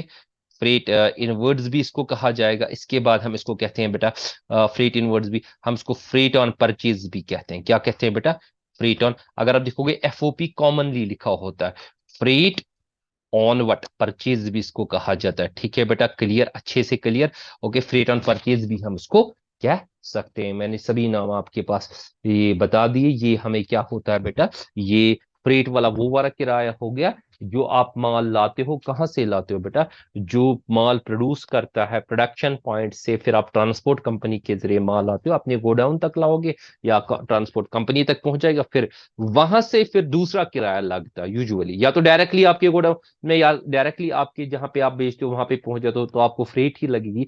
लेकिन कभी कभार क्या होता है, कभी कभार आपका माल पहुंच जाता है कहां पे, ट्रांसपोर्ट कंपनी में या आपके गोडाउन में, फिर वहां से आपको एक और किराया देना पड़ता है, उसको कहते हैं कैरेज। क्या कहते हैं बेटा, कैरेज कहते हैं, ठीक है। हमारे पास डिफरेंट किस्म के कैरियर्स होते हैं, वो वाले कैरियर नहीं जो हम कैरियर बनाते हैं, ठीक है बेटा, कैरेज इसको कहते हैं, कैरेज। यानी कि ये भी किराया है। आप देखो लोड कैरियर्स के जरिए या हैंड कार्ट्स के जरिए, या हम कह सकते हैं, आप अगर लाल चौक में चले गए होगे वहां पे आपने देखा होगा, जो हमारे पास कुकर बाजार है वहां पे हैंड कार्ट्स के जरिए भी एक जगह से दूसरी का माल को ले जाते, तो उस वो किराया होगा, ठीक है। फ्रेट भी किराया है, ये भी किराया है, लेकिन ये नॉर्मल एक जगह से दूसरी जगह, मतलब विद इन द हम कह सकते हैं अपने बिजनेस के अंदर अंदर जो हम करते हैं, मतलब विसिनिटी के अंदर अंदर, या मेरे पास शोरूम तो हैदरपुरा में, मेरे पास लाल चौक में ट्रांसपोर्ट कंपनी के जरिए माल पहुंचा, मैंने फ्रेट अदा की, फिर मैं वहां से उस माल का किराया देता हूँ। यहाँ पे ये डिफरेंट होता है, कभी एक बार डायरेक्टली भी आ जाता है, इसको डिफरेंट नामों से पुकारा जाता है, इसको हम कहते हैं कैरेज, कैरेज इन भी कहते हैं बेटा, ठीक है, कैरेज इन भी इसको कहा जाता है। इसके बाद हम इसको क्या कहेंगे, कैरेज इनवर्ड्स भी कहा जाएगा, यानी कि माल को लाने के लिए, ओके बेटा, कैरेज इनवर्ड्स भी कहा जाएगा। इसी तरह हम कह सकते हैं कैरेज ऑन परचेज भी कह सकते हैं, ठीक है, कैरेज ऑन परचेज भी कह सकते हैं। हम इसको लिखेंगे यहाँ पे बेटा, क्या, sorry, carriage on what, purchase भी इसको कहा जाएगा बेटा, ठीक है, कैरेज ऑन परचेज भी इसको कहा जाएगा। एक और नाम से हम इसको कैरेज एंड कॉटेज भी कहा जाता है, कैरेज, ओके, एंड कॉटेज भी हम इसको लिख सकते हैं। कार्ट्स ना डिफरेंट कार्ट्स के जरिए, मतलब कार्ट्स, हैंड कार्ट्स होती है, हॉर्स कार्ट्स होती है, ठीक है बेटा, कैरेज एंड कॉटेज भी इसको कहा जाएगा। हो गया बेटा, ये भी आपको क्लियर हो गया, वेज का भी कॉन्सेप्ट क्लियर हो गया। इसके बाद हम आते हैं नेक्स्ट चीज पे, तो हो गया carriage on, carriage in words वगैरह। इसके बाद हम नेक्स्ट चीज पे आते हैं, ये तो हमारा कॉन्सेप्ट हो गया। अब हम आएंगे नेक्स्ट चीज पे, इसको कहते हैं बेटा क्लियरिंग चार्जेस। क्या कहते हैं, जब आपका माल किसी भी ट्रांसपोर्टेशन कंपनी के पास पहुंचता है तो आपको माल को क्लियर करने के लिए क्लियरिंग चार्जेस देने पड़ते हैं, ठीक है। जिनके मतलब आप देखेंगे बिजनेसमैन को, या उसको क्लियरिंग चार्जेस कहा जाता है, या उसको पोर्ट हम कह सकते हैं चार्जेस भी कहते हैं, ठीक है। पोर्ट चार्ज पहले मैं लिखता हूं, इसके बाद इनको डॉक ड्यूज भी कहा जाता है। क्या कहा जाता है बेटा, डॉक ड्यूज भी इनको कहा जाता है। देखिए डिफरेंट जगह से आपका माल पहुंचता है, ठीक है बेटा, तो वहां पे माल को क्लियर करने के लिए जो हमारे पास जो पोर्ट अथॉरिटीज होती है, डॉक अथॉरिटीज होती है, रेलवे अथॉरिटीज होती है, हम कह सकते हैं एयरपोर्ट पे, डॉक यार्ड या रेलवे स्टेशन पे, उसको क्लियर करने के लिए बेटा, क्योंकि वो हमने माल तो वहां पे डिलीवर हो गया, वो हमें देना पड़ता है। यूजुअली ये हम क्या करते हैं, जो पोर्ट चार्ज या डॉग ड्यूज होते हैं इंपोर्टेड गुड्स पे दिए जाते हैं, और जो हम रेलवे पे क्या देते हैं, क्लियरिंग चार्जेस देते हैं विद इन द कंट्री होता है, ठीक है बेटा। जो clearing charges with in the country होता है, और यूजुअली जो हमारे पास इंपोर्टेड गुड्स होती है उसी पे पोर्ट चार्जेस या डॉक ड्यूज लगते हैं। क्लियर बेटा। नेक्स्ट हो गया बेटा इंपोर्ट ड्यूटी। क्या हो गया, import, import duty. Import duty किसको कहते हैं, इंपोर्ट ड्यूटी, ड्यूटी देखिए लफ्ज ड्यूटी है, it doesn't mean here, duty का मतलब यहां पे बेटा ऑब्लिगेशन नहीं होगा, ड्यूटी का मतलब यहां पे आपको बेटा ये responsibility, duty means tax on the goods, याद रखें, ठीक है। ड्यूटी जो है ये टैक्स ऑन द गुड्स है। अब इंपोर्ट ड्यूटी कैसे कहते हैं, जब आप बाहर से माल लाते हो बेटा तो उसको क्या कहते हैं, उसको हम कहते हैं, उस पे एक गवर्नमेंट टैक्स लगाती है, उसको कहते हैं इंपोर्ट ड्यूटी, यानी कि tax on imported goods. Clear. और उसके बाद माल हमारा जो एयरपोर्ट में आ जाता है, कस्टम्स अथॉरिटीज भी वो चेकआउट करती है, वो प्रॉपरली देखती है, मतलब वो फिर या तो कस्टम्स ड्यूटी लगती है या इंपोर्ट ड्यूटी हम इसको कहते हैं। एक्सपोर्ट नहीं, एक्सपोर्ट हो गया यहां से, वो तो सेल पे हो गया, इंपोर्ट हो गया जब हम बाहर से माल मंगवाते हैं, ठीक है। कस्टम ड्यूटी इसको कहा जाता है बेटा, ठीक है, ये भी क्लियर। आगे जाते हैं, इंपोर्ट ड्यूटी भी क्लियर, माल को बाहर अगर देखे वो कस्टम्स अथॉरिटी चेक करती है कि माल वही है कि नहीं, यानी कि इंपोर्ट ड्यूटी और customs duty whatsoever, okay, custom duty. तो बाकायदा इनका डिपार्टमेंट होता है, कस्टम्स का अलग से डिपार्टमेंट होता है, ठीक है बेटा। नेक्स्ट पे आ जाते हैं, ये तो हो गया। इसके बाद एक और टैक्स देना पड़ता है जब हमारा माल म्युनिसिपल म्युनिसिपल लिमिट्स के अंदर पहुंचता है, उसको ऑक्ट्रॉय कहा जाता है, उस किस्म के टैक्स को जो हमें देना पड़ता है उसको कहते हैं ऑक्ट्रॉय ड्यूटी, ठीक है बेटा। ऑक्ट्रॉय ड्यूटी भी इसको कहते हैं, kind of a duty which is basically levied by the municipal authority, ठीक है। ये हमारे ये नोटिफाइड एरिया कमिटीज व्हाटसोएवर, इसको ऑक्ट्राई लिखा जाता है, OTOCTROI, ऑक्ट्राई ड्यूटी भी कहते हैं। चले जी नेक्स्ट, ये म्युनिसिपल अथॉरिटी, देखिए ये एड ऑन कॉस्ट होता है, इसी वजह से हमारी जो जो भी हम मैन्युफैक्चर कोई भी चीज है उसका कॉस्ट बढ़ जाता है। इसके बाद हो गया मोटिव पावर, ठीक है बेटा। मोटिव पावर किसको कहा जाता है बेटा, मोटिव पावर, जिसके जरिए हमारी बेटा मशीनरी रन होती है। मतलब मोटिव पावर में क्या क्या आ जाएगा, इसमें क्या क्या आ जाएगा मोटिव पावर में, इसका आपका बेटा कोल, गैस, वाटर, फ्यूल, सारा कुछ आएगा इसमें, ठीक है, जिसके जरिए आपकी मशीनरी रन होती है। फैक्ट्री में जो प्रोडक्शन पॉसिबल होती है वो मोटिव पावर के जरिए ही होती है। याद रखना कि मोटिव पावर में क्या क्या आ जाता है, मोटिव पावर में मैंने क्या क्या बोला, कोल, गैस, वाटर, फ्यूल, ओके। तो इसमें मतलब हम जो भी फैक्ट्री में जिसके जरिए हमारी मशीनरी रन होती है उसको मोटिव पावर का, चाहे वो कोल है, गैस है, वाटर है, फ्यूल है। इसके बाद जो manufacturing expenses, manufacturing, FACTURING, manufacturing expenses बेटा। मैन्युफैक्चरिंग एक्सपेंसेस हो गए जो माल को मतलब ये ना मैन्युफैक्चर करने के लिए लगते हैं। जितने भी फैक्ट्री में एक्सपेंसेस होते हैं ना, फैक्ट्री या जितने मैन्युफैक्चरिंग में, इसको मैं ब्रैकेट में और अगर लगा दूं, जितने भी फैक्ट्री के एक्सपेंसेस होते हैं वो बेटा यहाँ पे आ जाते हैं फैक्ट्री एक्सपेंसेस, ठीक है। वो तो वैसे आपको फिर अंतर, मैंने बोला ये हतमी नहीं, आप फिर वहां पे चेकआउट कर सकते हो कि क्या फैक्ट्री के हवाले से फैक्ट्री की रेंट होती है, फैक्ट्री के हवाले से फैक्ट्री में आप डेप्रिसिएशन लगाते हो, जो आपकी प्लांट एंड फैक्ट्री के हवाले से इंश्योरेंस होता है, वो फैक्ट्री के हवाले से फैक्ट्री लाइटिंग होती है, ये सारा का सारा बेटा इसमें आ जाता है। इसके बाद नेक्स्ट चीज है, उसको कहते हैं बेटा consumable stores. Consumable what stores, ठीक है बेटा, कंज्यूमेबल स्टोर्स, STORES, ठीक है।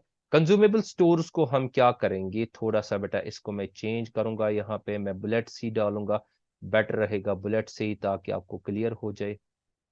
हाँ बेटा, बेटर बुलेट से ही रहेगा। तो कंज्यूमेबल स्टोर्स का मतलब वो वाली स्टोर जो छोटे छोटे नट्स होते हैं, बोल्ट्स होते हैं, ये यूजुअली क्या होते हैं बेटा, ये एड ऑन कॉस्ट होते हैं। जब कभी कभार आपका स्क्रू टूट जाता है, कभी कभार आपका मतलब आपको ऑयलिंग करनी पड़ती है मशीनरी को, कभी कभार आपको क्या करना पड़ता है, ग्रीस लगानी पड़ती है, छोटे नट्स बोल्ट्स होते हैं, या कोई वेस्ट क्लॉथ होता है जिसके जरिए आप उसकी सफाई वगैरह करते हो, या मतलब ये छोटी छोटी ऐसी चीजें होती है जो पॉसिबल, मतलब हम कह सकते हैं कि पेटी किस्म के हम कह सकते हैं छोटे मोटे खर्चे लगते हैं, लेकिन ये भी हमारा किसके साथ ताल्लुक रखता है बेटा, ये भी हमारा किसके साथ ताल्लुक रखता है, ये भी हमारे डायरेक्ट एक्सपेंस, क्योंकि एड ऑन कॉस्ट है ये भी, ठीक है बेटा, एड ऑन कॉस्ट ये भी है। चले जी, कंज्यूमेबल स्टोर्स के बाद अब आते हैं बेटा पैकिंग चार्जेस पे, लेकिन आराम से देखिए, ये इंपॉर्टेंट एक्सपेंस है, पैकिंग एक्सपेंस या पैकिंग चार्जेस, ठीक है बेटा, जो भी आप उसको कहो। अब इसको समझना है, पैकिंग यूजुअली तीन किस्म की होती है नॉर्मली। जब हम पहले ऑर्डिनरी पैकिंग जो है, जिसके बगैर हम किसी चीज को सेल नहीं कर सकते, मतलब ये ऑर्डिनरी पैकिंग तो जो जरूरी होती है, जैसे कि मैं बताऊंगा, ये ऑब्लिगेशन है, ये कंपल्शन है। जैसे कि आपने क्या करना है, आपने पेस्ट है तो पेस्ट को तो ट्यूब में लगाना है जरूरी। जैसे कि आपने आपके पास मतलब हम कह सकते हैं कोई इंक है, उसके लिए बोतल की जरूरत है, या हम कह सकते हैं हम कार्टन, ये कॉटन का कहते हैं, कंटेनर कहते हैं, या हम कह सकते हैं कोई और भी चीज जिस जो जरूरी होती है किसी भी, एक पैकिंग होगी ऑर्डिनरी पैकिंग, ठीक है। अब मैं यहाँ पे लिखूंगा कि ऑर्डिनरी, मैं इसमें लिखूंगा ब्रैकेट में ताकि आपको क्लियर कर सके। एक पैकिंग बेटा होगी ऑर्डिनरी, ऑर्डिनरी बेटा, ऑर्डिनरी पैकिंग जो है वो डायरेक्ट, याद रख, मतलब जो लाजिमन जो कंपलसरी होती किसी भी चीज के लिए, ओके। और दूसरी पैकिंग हो गई बेटा ट्रांसपोर्टेशन की पैक, मतलब एक जगह से जब आप ट्रांसपोर्ट करते हो, ट्रांसपोर्टेशन के हवाले से जो पैकिंग होती है बेटा, ठीक है, मतलब आपने माल भेजना है एक जगह से दूसरी जगह, तो वो पैकिंग भी बेटा हमारे पास क्या होती है, ये दो किस्म की पैकिंग जो होती है, ऑर्डिनरी जो आप पहले लगाते हो जो लाजमी होती है, और एक जगह से दूसरी जगह जब आपको माल भेजना पड़ता है, वो ऐसी किस्म की पैकिंग जो होती है, ये हमारे पास डायरेक्ट एक्सपेंसेस होती है, मतलब ये डायरेक्ट होती है। लेकिन अगर वो हम आगे डिस्कस करेंगे, उसको कहते हैं फैंसी पैकिंग, यानी कि आप जब ये माल को बेचते हो ना, बेचने के बाद आप उसके साथ कोई मतलब उसको पैक करते हो, यानी कि आप उसके साथ कोई लिफाफा देते हो जिसपे आपका आपके बिजनेस का नाम अपेंड करते हो, तो वो फैंसी पैकिंग होती है। वो बेटा जो फैंसी पैकिंग होती है, वो उसको हम क्या कहते हैं, वो फैंसी पैकिंग जो होती है वो इनडायरेक्ट होती है, वो आफ्टर सेल होती है, लेकिन ये बिफोर सेल है, ऑर्डिनरी और ट्रांसपोर्टेशन के हवाले से। क्लियर बेटा, चलिए जी नेक्स्ट पे आ जाते हैं, ठीक है। ये तो हो गया ये इसके हवाले से भी, तो ट्रांसपोर्टेशन, अच्छा मैंने स्पेलिंग गलत लिखी थी, चले जी। अब इसके बाद पैकिंग के बाद एक और चीज है बेटा, इसको कहते हैं रॉयल्टी। क्या कहते हैं, रॉयल्टी, इसका कॉन्सेप्ट समझे, ये बाज़ाब्ता तौर आपने आगे जाकर क्या करना है बेटा, रॉयल्टी के हवाले से आपने पूरी तरह से पढ़ना है, लेकिन इसका कॉन्सेप्ट आपने समझना है। किस रॉयल्टी, बेसिकली ये हम कह सकते हैं, ये पेमेंट होती है in the form of rent, लेकिन ये स्पेशल टाइप ऑफ रेंट होता है। मैं एक एग्जाम्पल देना चाहूंगा, सपोज मैंने किताब लिखी, बुक लिखी, जब मैंने बुक लिखी तो मैं तो खुद कॉपीज नहीं कर सकता, मैंने पब्लिशर को दे दी। अब पब्लिशर के साथ मेरा एग्रीमेंट होता है, मैं इसको देता हूं कि आप मुझे इसको प्रिंट करो, चलो 500 कॉपीज बनाओ, ठीक है। मैंने अकाउंटेंसी की बुक लिखी, 500 कॉपीज मैंने इसको बोला बनाने के लिए। फिर एग्रीमेंट में मैंने इसको बोला कि आप मुझे 500 में से 100 कॉपीज दो, 400 आप ले लो, ठीक है। तो ये हो गया, मतलब उसने मुझे जो पेमेंट की, मैंने मतलब पेमेंट की, उसने रॉयल्टी दे दी मुझे, लेकिन किस पे दी, on the base of output, या ना, या on the base of units produced. तो ये जो रॉयल्टी बन जाती, ये बन जाती है डायरेक्ट। लेकिन अगर मैं उसको बोलता कि आप बेचो, बेचने के बाद मुझे आप 10% दो, ठीक है, या 15% दो, तो वो royalty on the base of sale होती, ठीक है। लेकिन यहां पे जो रॉयल्टी है, ये ऑन द बेस ऑफ, याद रखना बेटा, on the base of output, output, या हम कह सकते हैं, मैं इसको लिखूंगा ओब्लिक, या units manufactured, units what manufactured, ठीक है। तो उस तरीके से अगर रॉयल्टी दे दी जाए, उस किस्म की रॉयल्टी को क्या कहा जाता है बेटा? वो रॉयल्टी मैंने बोला अ काइंड ऑफ, ये फिर आगे जाके आपने पढ़ना है अगले वाली क्लासेस में, जैसे कि लीज एग्रीमेंट्स में आप पढ़ोगे। रॉयल्टी अकाउंटिंग आगे जाके है, जो प्रोफेशनल्स है वो तो उसको अच्छी तरह से पढ़ेंगे, या बीकॉम वगैरह में आपको अच्छी तरह से आता है ऑनर्स के हवाले से, ठीक है बेटा? तो ये चीज आप क्लियर कर लेना, जो रॉयल्टी होती है वो जो किस पे दी जाए, या तो आउटपुट पे दी जाए या किस पे, या यूनिट्स मैन्युफैक्चर पे। अगर सेल पे होगी it's basically special kind of rent, इसमें हम आगे देखेंगे। फिर इसके बाद है बेटा कमीशन। यूजुअली जब कमीशन की बात आती है तो सभी बच्चे कहते हैं नहीं सर, कमीशन जो होता है ये यूजुअली इनडायरेक्ट होता है आफ्टर सेल। लेकिन अगर आपने माल को खरीदने के लिए कमीशन देते हो, माल को बेचने के लिए, माल को क्या खरीदने के लिए, याद रखना बेटा, कमीशन ऑन व्हाट? परचेज। तो जो कमीशन ऑन परचेज है वो भी बेटा आपका क्या बनेगा? डायरेक्ट, क्योंकि आप माल को खरीदने के लिए, क्योंकि यहाँ पे हम देखते हैं ये ऊपर ही अगर आपने मीनिंग देखा तो क्या, purchasing the goods and manufacturing the goods. Okay, इसके बाद नेक्स्ट हम लेंगे, नेक्स्ट हम बेटा लेते हैं एक और ड्यूटी है, उसको कहते हैं एक्साइज। क्या कहते हैं? Excise, EXCISE, excise duty. अब जो जो भी ड्यूटी होगी बेटा परचेज पे, जो भी ड्यूटी होगी, शॉर्ट में याद रखिए, जो भी ड्यूटी होगी ऑन परचेज, वो कस्टम्स ड्यूटी हो, एक्साइज ड्यूटी हो, ऑक्ट्रॉय ड्यूटी हो, ठीक है बेटा? लेकिन परचेज पे याद रखना, परचेज पे, सेल पे नहीं। हाँ, मैं इसको नोट नीचे अपेंड करता हूं। तो पहले एक्साइज ड्यूटी का मीनिंग हो, जो भी एक प्रोडक्शन मतलब यूनिट पे करता है, या हम कह सकते हैं जो मैन्युफैक्चरर पे करता है, जो ये प्रोडक्शन करता है, फिर वो गवर्नमेंट को उसकी एक्साइज ड्यूटी देता है, वो यूजली कम होती है, ज्यादा नहीं होती है। तो उसकी जो मतलब ये एक्साइज मतलब हम ये कहते हैं कि वो एक रिस्ट्रिक्शन लगाती है कि आप कहाँ तक, आपकी कैपेसिटी जो प्लांट की, आप कहाँ तक ये गुड्स को क्या कर सकते हो, मैन्युफैक्चर करते हो। तो यहाँ पे याद रखना बेटा, जो एक्साइज ड्यूटी है ये बेसिकली कौन देता है? ये प्रोडक्शन पे दी जाती है। कौन देता है? मैन्युफैक्चरर किसको देता है? गवर्नमेंट को। ये सारा कुछ बेटा हम ये आगे जाकर प्रोफेशनल में डायरेक्ट इनडायरेक्ट टैक्सेस में पढ़ेंगे। तो यहाँ पे मैं एक नोट अपेंड करता हूँ आपके लिए जो जरूरी है, नोट में यहाँ पे लिखता हूं बेटा। नोट में हम क्या करते हैं? नोट में लिखते हैं कि एनी ड्यूटी पेड ऑन, जो ड्यूटी ऑन परचेज हो ना, जो भी duty on purchase, duty on purchase, वो क्या बेटा आपके लिए? Duty on purchase.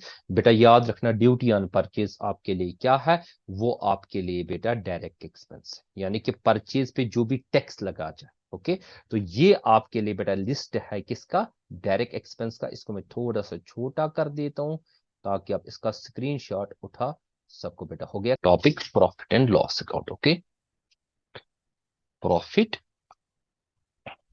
And loss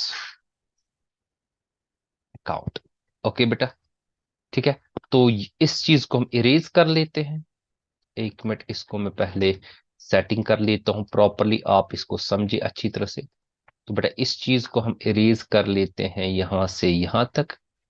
तो इट इज, हाँ, चले जी।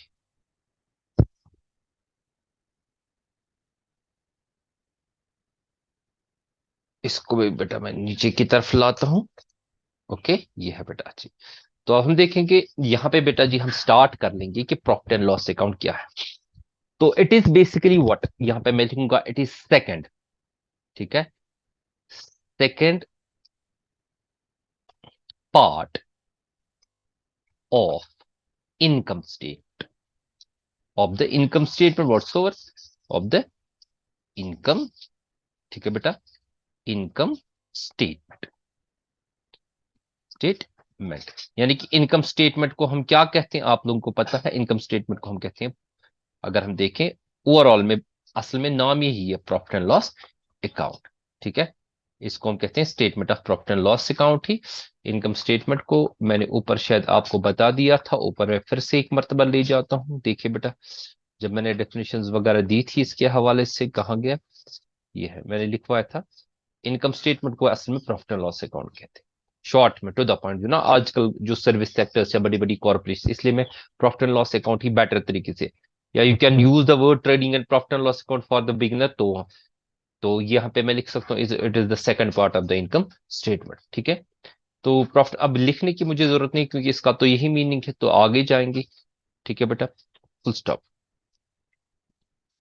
तो ये तो हो गया, ये जो है प्रॉफिट एंड लॉस अकाउंट, ये सेकंड पार्ट है इनकम स्टेटमेंट का, यानी कि trading and profit and loss account का। ठीक है बेटा, अब हम यहाँ पे क्या देखेंगे, इसके हवाले से देखेंगे कि ये किस नेचर का। यहाँ पे हम देखेंगे profit oblique loss account is nominal in nature. Nominal in what nature, clear बेटा, ये भी क्लियर अच्छी तरह से। तो इसको क्यों प्रिपेयर किया जाता है, मैं लिखूंगा इट इज प्रिपेयर्ड, ठीक है, prepared to ascertain ascertain net profit, हाँ याद रखें, net profit and net profit and net loss, net profit and net loss, okay. Net profit, थोड़ा सा इसको हाई लिए बड़ा फॉन्ट में लाता हूं बेटा, यहाँ पे ये net profit, clear, net profit and net loss of the business enterprise, of the business, ठीक है बेटा, एंटरप्राइज, क्लियर। चले जी, ये तो हमारे पास हो गया कि प्रॉफिट एंड लॉस अकाउंट का मीनिंग क्या हो गया, ठीक है बेटा। अब इसकी कुछ फॉर्मूलाज, जो इंपॉर्टेंट फॉर्मूलाज है, यहाँ पे हम क्या कर रहे हैं कि यहाँ पे इसको भी नॉमिनल कहा जाता है, लेकिन यहाँ पे नेट प्रॉफिट और नेट लॉस। अगर हम ऊपर वाला चीज देखें, देखिए यहाँ पे जो आपने पढ़ा हुआ था, ये है बेटा आपका वो वाला हिस्सा। तो इसमें हमने क्या किया था, ग्रॉस प्रॉफिट और ग्रॉस लॉस, ठीक है बेटा। अब हम क्या करेंगे, यहाँ पे नीचे आएंगे और हम क्या करेंगे बेटा, हम देखेंगे नेट प्रॉफिट और नेट लॉस वाला कॉन्सेप्ट जो हमें पढ़ना है, ठीक है बेटा।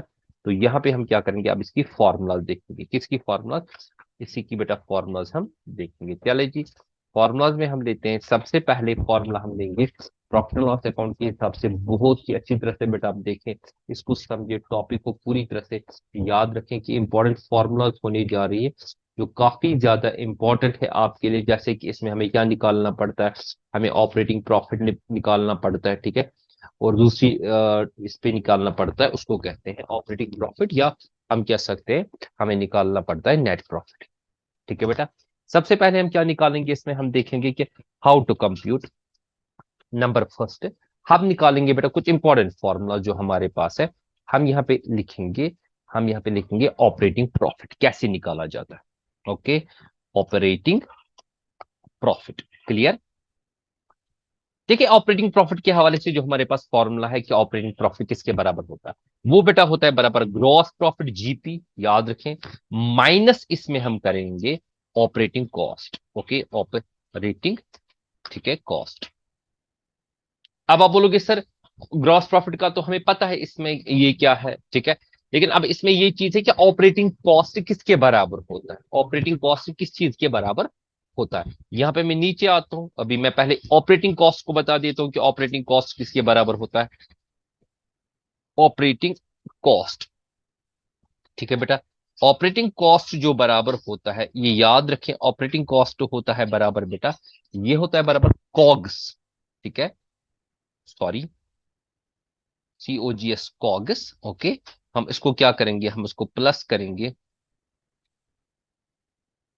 वेट, हम उसको प्लस करेंगे कॉग्स प्लस, सॉरी, क्या मैंने लिखा यहां पे बेटा, एक तो मैंने लिया कॉग्स और प्लस हम इसको करेंगे ऑपरेटिंग एक्सपेंस, प्लस ऑपरेटिंग, ठीक है बेटा, एक्सपेंसेस, क्लियर।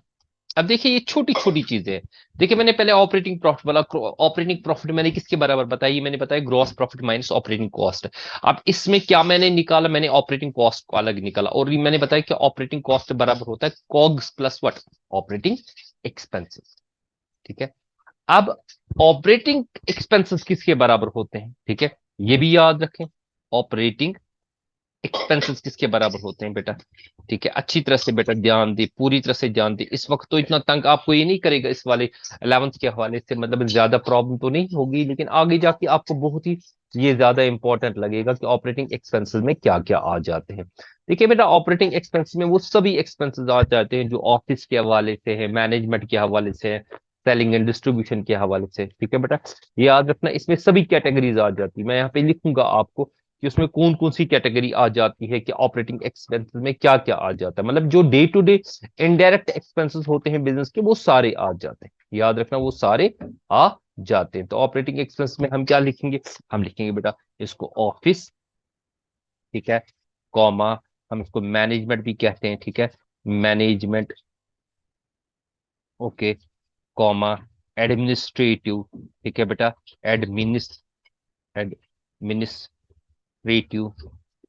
ठीक है बेटा, कॉमा, ये मैंने बोला ऑफिस, मैनेजमेंट, एडमिनिस्ट्रेटिव। इसी तरह से हमारे पास है सेलिंग, सेलिंग, ठीक है, कॉमा, डिस्ट्रीब्यूटिव, डिस्ट्रीब्यूटिव, ठीक है बेटा, एक्सपेंस। अब मैंने यहाँ पे थोड़ा सा आपको इकट्ठे बताया कि ये जो ऑपरेटिंग एक्सपेंस है, ऑफिस एक्सपेंस आ जाते हैं, मैनेजमेंट एक्सपेंसेस आ जाते हैं, administrative expense, selling and distributive, मैंने इकट्ठे इनका नाम लिखा बेटा एक्सपेंसेस। क्लियर?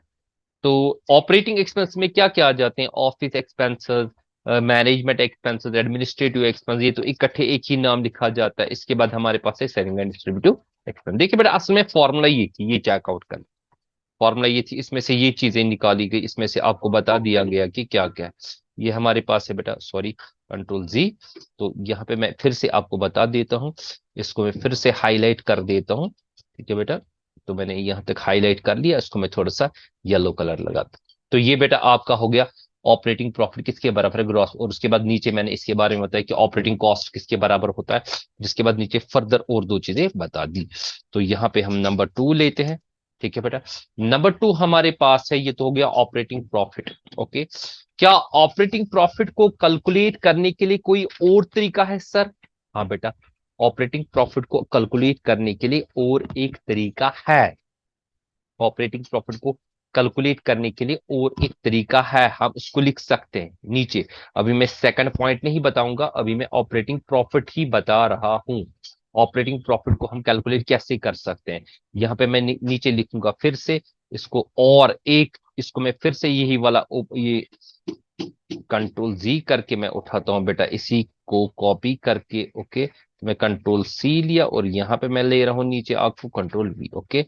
इसको मैं बता रहा हूं कि ऑपरेटिंग प्रॉफिट किसके बराबर होता है। एक और फॉर्मूला है बेटा हमारे पास, याद रखें, एक और फॉर्मूला है कि अगर हम मतलब अगर हम नेट सेल्स के हवाले से करते हैं, नेट सेल्स के हवाले से करते हैं, तो नेट सेल्स को हम जो मतलब ये जो ऑपरेटिंग प्रॉफिट होता है बराबर ये होता है बेटा net sales minus operating cost. यहाँ पे मैं लिखूंगा बेटा नेट सेल्स, ओके, माइनस मैं करूंगा बेटा operating cost, operating cost. Clear?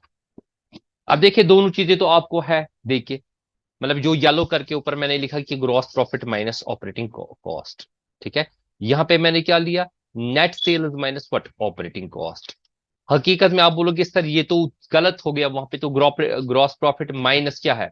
असल में फॉर्मूला इस तरह से प्रॉपरली समझे, नेट सेल्स माइनस मैं करूंगा यहां पे पूरी तरह से, देखे नेट सेल्स को माइनस पहले क्या किया जाएगा? कॉग्स किया जाएगा, ठीक है बेटा, फिर उसको माइनस किया जाएगा क्या? Operating cost. क्लियर? ये तरीका भैया निकालने का, क्योंकि नेट सेल्स माइनस मतलब कॉग्स कितना हो गया, ठीक है बेटा। ये चीज यहाँ पे clear? Okay okay okay okay okay okay okay, ये मैंने बोला ऑपरेटिंग कॉस्ट बराबर होता है ग्रॉस।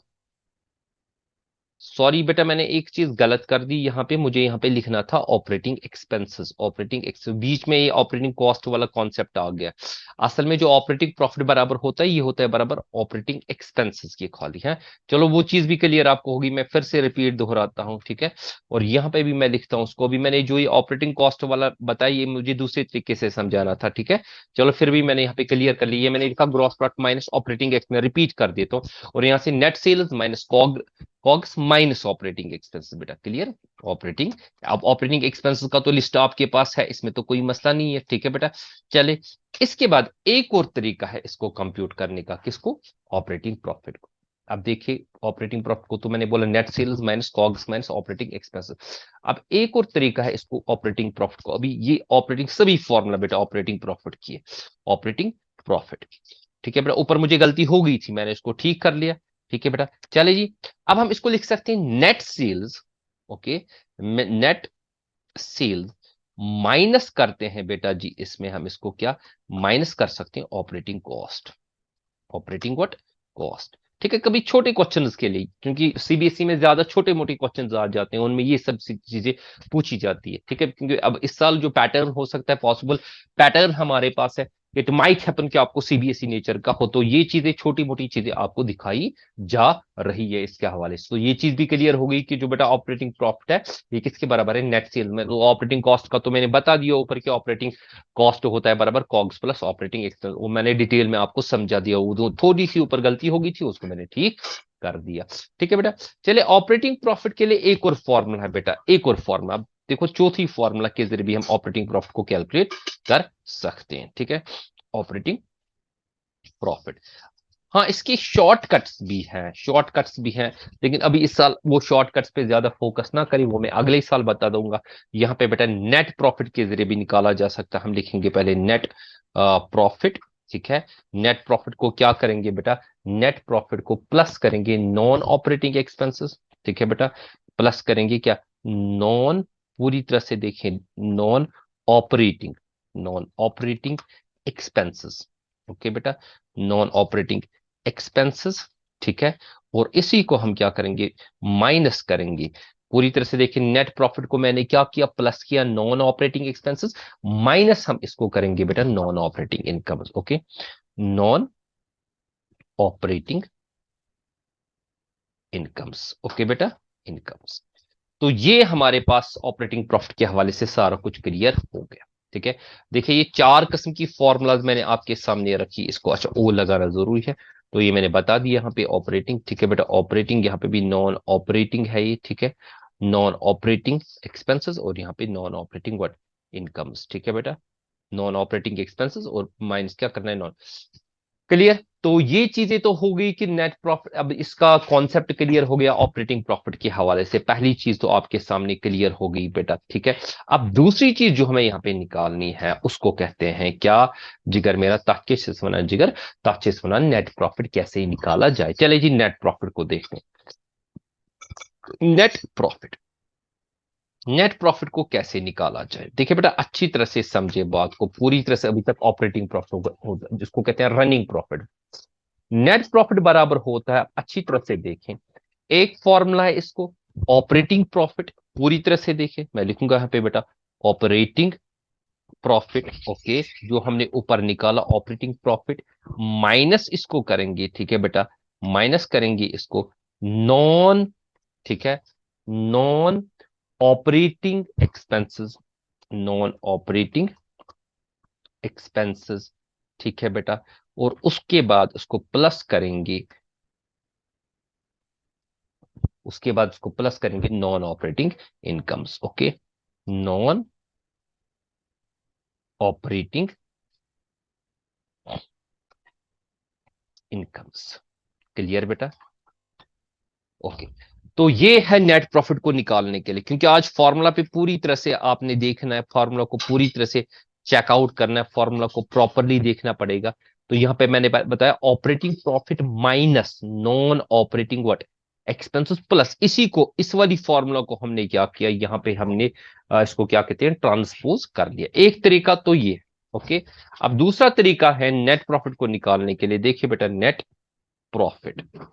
ठीक है बेटा, नेट प्रॉफिट थोड़ा सा नीचे में लाता हूं। ठीक है, तो इज इक्वल टू किसके बराबर है, नेट प्रॉफिट, नेट प्रॉफिट बराबर है, अब हम देखेंगे इस तरह से, हम लिखेंगे ग्रॉस प्रॉफिट। अच्छी तरह से देखें, ग्रॉस प्रॉफिट को हम क्या करेंगे, माइनस करेंगे ऑपरेटिंग एक्सपेंसेस। यहां पे हम लिखेंगे माइनस को करेंगे क्या सर, ऑपरेटिंग एक्सपेंसेस। ठीक है, एक्सपेंसेस कर लेंगे। ठीक है, इसके बाद हम इसको करेंगे minus non operating expenses, minus करेंगे फिर से non operating expenses, non operating expenses. ठीक है बेटा, एक्सपेंसेस। ओके, और उसको प्लस करेंगे, एक तो हो गया gross profit minus operating expenses minus non operating expenses, और प्लस करेंगे नॉन ऑपरेटिंग इनकम्स। ओके बेटा, नॉन ऑपरेटिंग इनकम्स। ठीक है बेटा, क्लियर। अच्छे से। तो ये चीज आप अच्छी तरह से बेटा देखिए, अच्छी तरह से चेकआउट कर ले। ये फॉर्मूलाज मैंने आपके सामने लिए, तो ऑपरेटिंग प्रॉफिट के हवाले से और ये नेट प्रॉफिट के हवाले से। तो सिंपल सी बात है कि नेट प्रॉफिट जो है कैलकुलेट किया जाता है, हमें net profit eight the and होता है, जो सबसे लास्ट में प्रॉफिट हम कैलकुलेट करते हैं। ऑपरेटिंग प्रॉफिट हो गया जो हमारा रनिंग प्रॉफिट होता है। नेट प्रॉफिट में हम वो सारे जितने भी इनडायरेक्ट एक्सपेंस या इनडायरेक्ट इनकम से उनको डिडक्ट कर लेते हैं। अब एक चीज है यहाँ पे, टाइप्स ऑफ एक्सपेंस और टाइप्स ऑफ इनकम। अब आपको पता चल गया, एक इनकम होती है ऑपरेटिंग इनकम, दूसरी होती है non operating income. Operating income जो day to day business income होती है। नॉन ऑपरेटिंग इनकम वो होगी जो बिजनेस की डे टू डे, जो इरेग्युलर, वो कभी कभार आ जाती है। ठीक है। जैसे कि हम कह सकते हैं कि आपने किसी जगह इन्वेस्टमेंट कर ली, इंटरेस्ट ऑन इन्वेस्टमेंट होगी, या डिविडेंड रिसीव्ड व्हाट्सओवर। हाँ, इसी तरह से हम कह सकते हैं ऑपरेटिंग एक्सपेंस और नॉन ऑपरेटिंग एक्सपेंस हो गई जो डे टू डे एक्सपेंसेस होते हैं बिजनेस के, जो ना रेगुलर बेस पे होते हैं। नॉन ऑपरेटिंग एक्सपेंस हो गई जो कभी कभार बिजनेस में होते हैं। ठीक है बेटा। चले जी, ये तो टॉपिक हो गया। हम अल्हम्दुलिल्लाह हमारे पास, जो हमारे पास ऑपरेटिंग प्रॉफिट और नेट प्रॉफिट के हवाले से था। इसको तो अगले साल एक बाज़ाब्ता तौर हमारा एक चैप्टर है, उसमें इसको हम अच्छी तरह से डिस्कस कर लेंगे, पूरी तरह से डिस्कस कर लेंगे। वैसे मैंने क्लासरूम कल्चर जो हमारा होता है उसमें मैंने पूरी तरह से पढ़ाया कि ऑपरेटिंग एक्सपेंसेस किसे कहते हैं, नॉन ऑपरेटिंग एक्सपेंसेस किसे कहते हैं, ऑपरेटिंग इनकम्स किसे कहते हैं और नॉन ऑपरेटिंग इनकम्स किसे कहते हैं। और बच्चों को थोड़ा सा जल्दी मैं बताऊं, जो रेगुलर बेसिस पे होती है उसको ऑपरेटिंग एक्सपेंसेस कहते हैं। ठीक है बेटा। ऑपरेटिंग एक्सपेंस के हवाले से अगर हम बताएं, तो नॉन ऑपरेटिंग एक्सपेंस पे होते हैं जो मेन एक्टिविटी के साथ रिलेट नहीं होते हैं, जो रेगुलर भी होते हैं। हम कह सकते हैं जैसे कि जो मेन एक्टिविटी के साथ, जो बिजनेस की मेन है, जैसे कि आपने इंटरेस्ट ऑन लोन है, डोनेशन है, loss on sale of fixed assets है, व्हाट्सोएवर। इसी तरह से ऑपरेटिंग इनकम्स में भी बेटा क्या क्या चीजें आएंगी जो रेगुलर इनकम होती है। नॉन ऑपरेटिंग जो हम कह सकते हैं जो मेन एक्टिविटी के साथ नहीं होती है, जैसे कि आपने इंटरेस्ट रिसीवर, इन्वेस्टमेंट व्हाट्सोएवर, जो अच्छी तरह से इसमें क्लासरूम में मैंने वो एक लेक्चर दिया हुआ था, तो आपने उसको अच्छी तरह से अंडरस्टैंड, मतलब आपने इसको अच्छी तरह से अंडरस्टैंड किया होगा। चले जी, हम क्या करते हैं अभी, अभी हम आते हैं, हम फॉर्मेट बनाते हैं। किसका फॉर्मेट हम बनाते हैं? किसका बेटा? हम आते हैं फिर से एक मर्तबा ऊपर की तरफ, और इसका फॉर्मेट उठा देते हैं। किसका फॉर्मेट? जो हमने लास्ट टाइम किया था, तो ये था ट्रेडिंग काउंट का। इसको करते हैं कंट्रोल सी, और यहां पे हम आते हैं बेटा, हम लाते हैं यहाँ पे, हम करते हैं कंट्रोल वी आगे जाके। तो यहां पे हम बनाते हैं फॉर्मेट किसका बेटा? हम बनाएंगे format profit and loss, control V. और यहां पे मैं लिखूंगा format of what? Profit and loss account, profit oblique loss account. Okay जी, जिगर। तो यहां पे मैं लिखूंगा प्रॉफिट एंड लॉस अकाउंट, इसी को मैं कॉपी करूंगा कंट्रोल सी, और इसको मैं लाऊंगा यहाँ पे कंट्रोल वी। ओके, इसको मैं बेटा यहाँ पे करूंगा कंट्रोल सी, और इसको मैं यहाँ पे बेटा लाऊंगा control we. Okay, profit and loss account ये भी एंड ईयर पे। तो अब हम पॉइंट्स को यहाँ पे लेते हैं, इनको करेंगे बेटा जी यहाँ पे इरेज। ठीक है, ये मैंने यहाँ पे इसको हटा दिया। ठीक है, तो इसको ऊपर की तरफ ले जाते हैं पूरी तरह से, वन बाय वन आपके साथ पॉइंट्स को डिस्कस कर लेंगे। देखिए वहां पे हमें क्या था, सबसे पहले हमें चेकआउट करना है कि वहां पे हमें ट्रेडिंग अकाउंट में प्रॉफिट निकलेगा या लॉस निकलेगा। उस प्रॉफिट एंड लॉस को बेटा हमें कहां पे दिखाना है, मतलब जो हमें ग्रॉस प्रॉफिट या ग्रॉस लॉस निकलेगा, बेटा उस ग्रॉस प्रॉफिट या ग्रॉस लॉस को हमें कहां पे दिखाना है? हमें दिखाना है यहाँ पे। हम यहाँ पे क्या लिखेंगे? हम लिखेंगे पहले by what? By gross profit. Okay, B D, broad down. अब सर अगर ये लॉस निकला, तो इसके यहां पे मैं लिखूंगा टू, दोनों में से एक है, इन दोनों में से एक है, to what? Gross loss what? B D. याद रखना इन दोनों में से एक पॉइंट है। इसको मैं थोड़ा सा आपके लिए कलर को चेंज कर देता हूं, आपके लिए थोड़ा सा डिफरेंट कलर देता हूं। यहाँ पे सपोज मैंने यहाँ पे ये वाला कलर लिया, ठीक है, और यहां से इसके लिए मैं थोड़ा सा डिफरेंट कलर चूज करता हूं। मैंने सपोज इसके लिए ये वाला कलर चूज किया। ठीक है, मतलब या तो ग्रॉस प्रॉफिट ब्रॉड डाउन हो सकता है, या तो दूसरा बेटा हो सकता है, मतलब या तो ये या तो ग्रॉस लॉस हो सकता है, या तो ग्रॉस पर। अब सबसे पहले यहाँ यहाँ के पॉइंट्स हम लेंगे बेटा। कौन से पॉइंट्स? यहाँ के पॉइंट्स लेंगे। हम देखेंगे कि क्या क्या हमें यहाँ पे लेना है, तो अपना ही लेंगे यहाँ पे ब्लैक कलर। देखिए बेटा, हमारे पास बहुत सारी किस्म के एक्सपेंस है, बहुत सारी किस्म के इनडायरेक्ट एक्सपेंस, क्योंकि वहां पे तो हमने डायरेक्ट एक्सपेंस के हवाले से बात की। यहाँ पे हमें किसके हवाले से बात करनी है बेटा? यहाँ पे इनडायरेक्ट एक्सपेंसेस के हवाले से बात। आज का टॉपिक बहुत ही अच्छा है, क्योंकि आपने पूरी तरह से देखना है कि प्रॉफिट एंड लॉस अकाउंट में कौन कौन सी चीजें आएंगी, कौन कौन से बेटा पॉइंट्स आ जाएंगे। ठीक है, लेकिन मैं हेडिंग्स खाली लूंगा, ठीक है बेटा, मैं हेडिंग्स लूंगा पहले ताकि आपको क्लियर कर सके, फिर एक लेक्चर बनाऊंगा कि उन हेडिंग्स के तहत वो दूसरा लेक्चर बनेगा। फिलहाल यहाँ पे मैं क्या लूंगा, तो यहाँ पे हम क्या लिख सकते हैं, पहले जो लिखूंगा मैं ऑफिस। ओके, तो ऑफिस और ओब्लिग मैं इसको लिखूंगा। ऑफिस के बाद इसको मैनेजमेंट भी बेटा कहा जाता है, ऑफिस एक्सपेंस को मैनेजमेंट एक्सपेंस भी कहा जाता है। इसका डिटेल इंशाल्लाह कल वाले लेक्चर में होगा। यहाँ पे मैं लिखूंगा मैनेजमेंट। ओके बेटा, मैनेजमेंट। ठीक है, ओब्लिक लिखूंगा मैं बेटा, मैनेजमेंट मुझे लिखना था पूरा मैंने, हाँ। तो इसको थोड़ा सा बेटा यहाँ पे आपके लिए इसको इतना खींच लेते हैं। ठीक है, और भी छोटा कर देते हैं क्योंकि हमें अमाउंट की तो इतनी जरूरत नहीं है यहाँ पे। ठीक है, इसको भी बेटा यहाँ पे इस तरह से खींच देते हैं यहाँ की तरफ, और इसको भी थोड़ा बेटा यहाँ पे इस तरह से खींच देते हैं। ठीक है, ओके, ये चूंकि कि वहां वाला साइड हमारे लिए छोटा ही होगा, यही बड़ा होगा सबसे ज्यादा, तो इसलिए मैं यहाँ पे मैं लिखूंगा बेटा एडमिनिस्ट्रेटिव, हाँ, एडमिनिस्ट्रेटिव। Okay, expensive. ये बेटा पहली कैटेगरी है हमारे पास। ठीक है, ये पहली कैटेगरी है, मतलब ऑफिस मैनेजमेंट एडमिनिस्ट्रेटिव एक्सपेंसेस। तो यहाँ पे मैं करूंगा क्रॉस क्रॉस क्रॉस, क्या वो हो सकता है वो आपको बता दिया जाएगा आगे जाके जब हम क्वेश्चन को करेंगे। तो पहली कैटेगरी तो हमारे पास है ऑफिस मैनेजमेंट एडमिनिस्ट्रेटिव। इसके बारे में डिटेल में कल से मैं कल पूरा इस पे लेक्चर होगा, जैसे कि मैंने अलग से लेक्चर बनाया किसके हवाले से, जो मैंने बनाया डायरेक्ट एक्सपेंस, ये सभी इनडायरेक्ट कैटेगरी में आ जाते हैं। इसी तरह से नेक्स्ट जो कैटेगरी है इसकी, सेलिंग।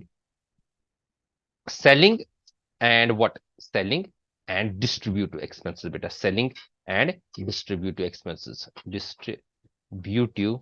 Okay, expenses, clear. तो यहां पे हम देखेंगे सेलिंग एंड डिस्ट्रीब्यूशन, ये दूसरी चीज हमारे पास है। सेलिंग और डिस्ट्रीब्यूशन जो भी चीजें आएंगी वो आपको कल बता दिया जाएगा उसके हवाले से, लेकिन फिलहाल यहाँ पे हेडिंग्स पे आप फोकस करें कि क्या क्या इसमें आ जाता है।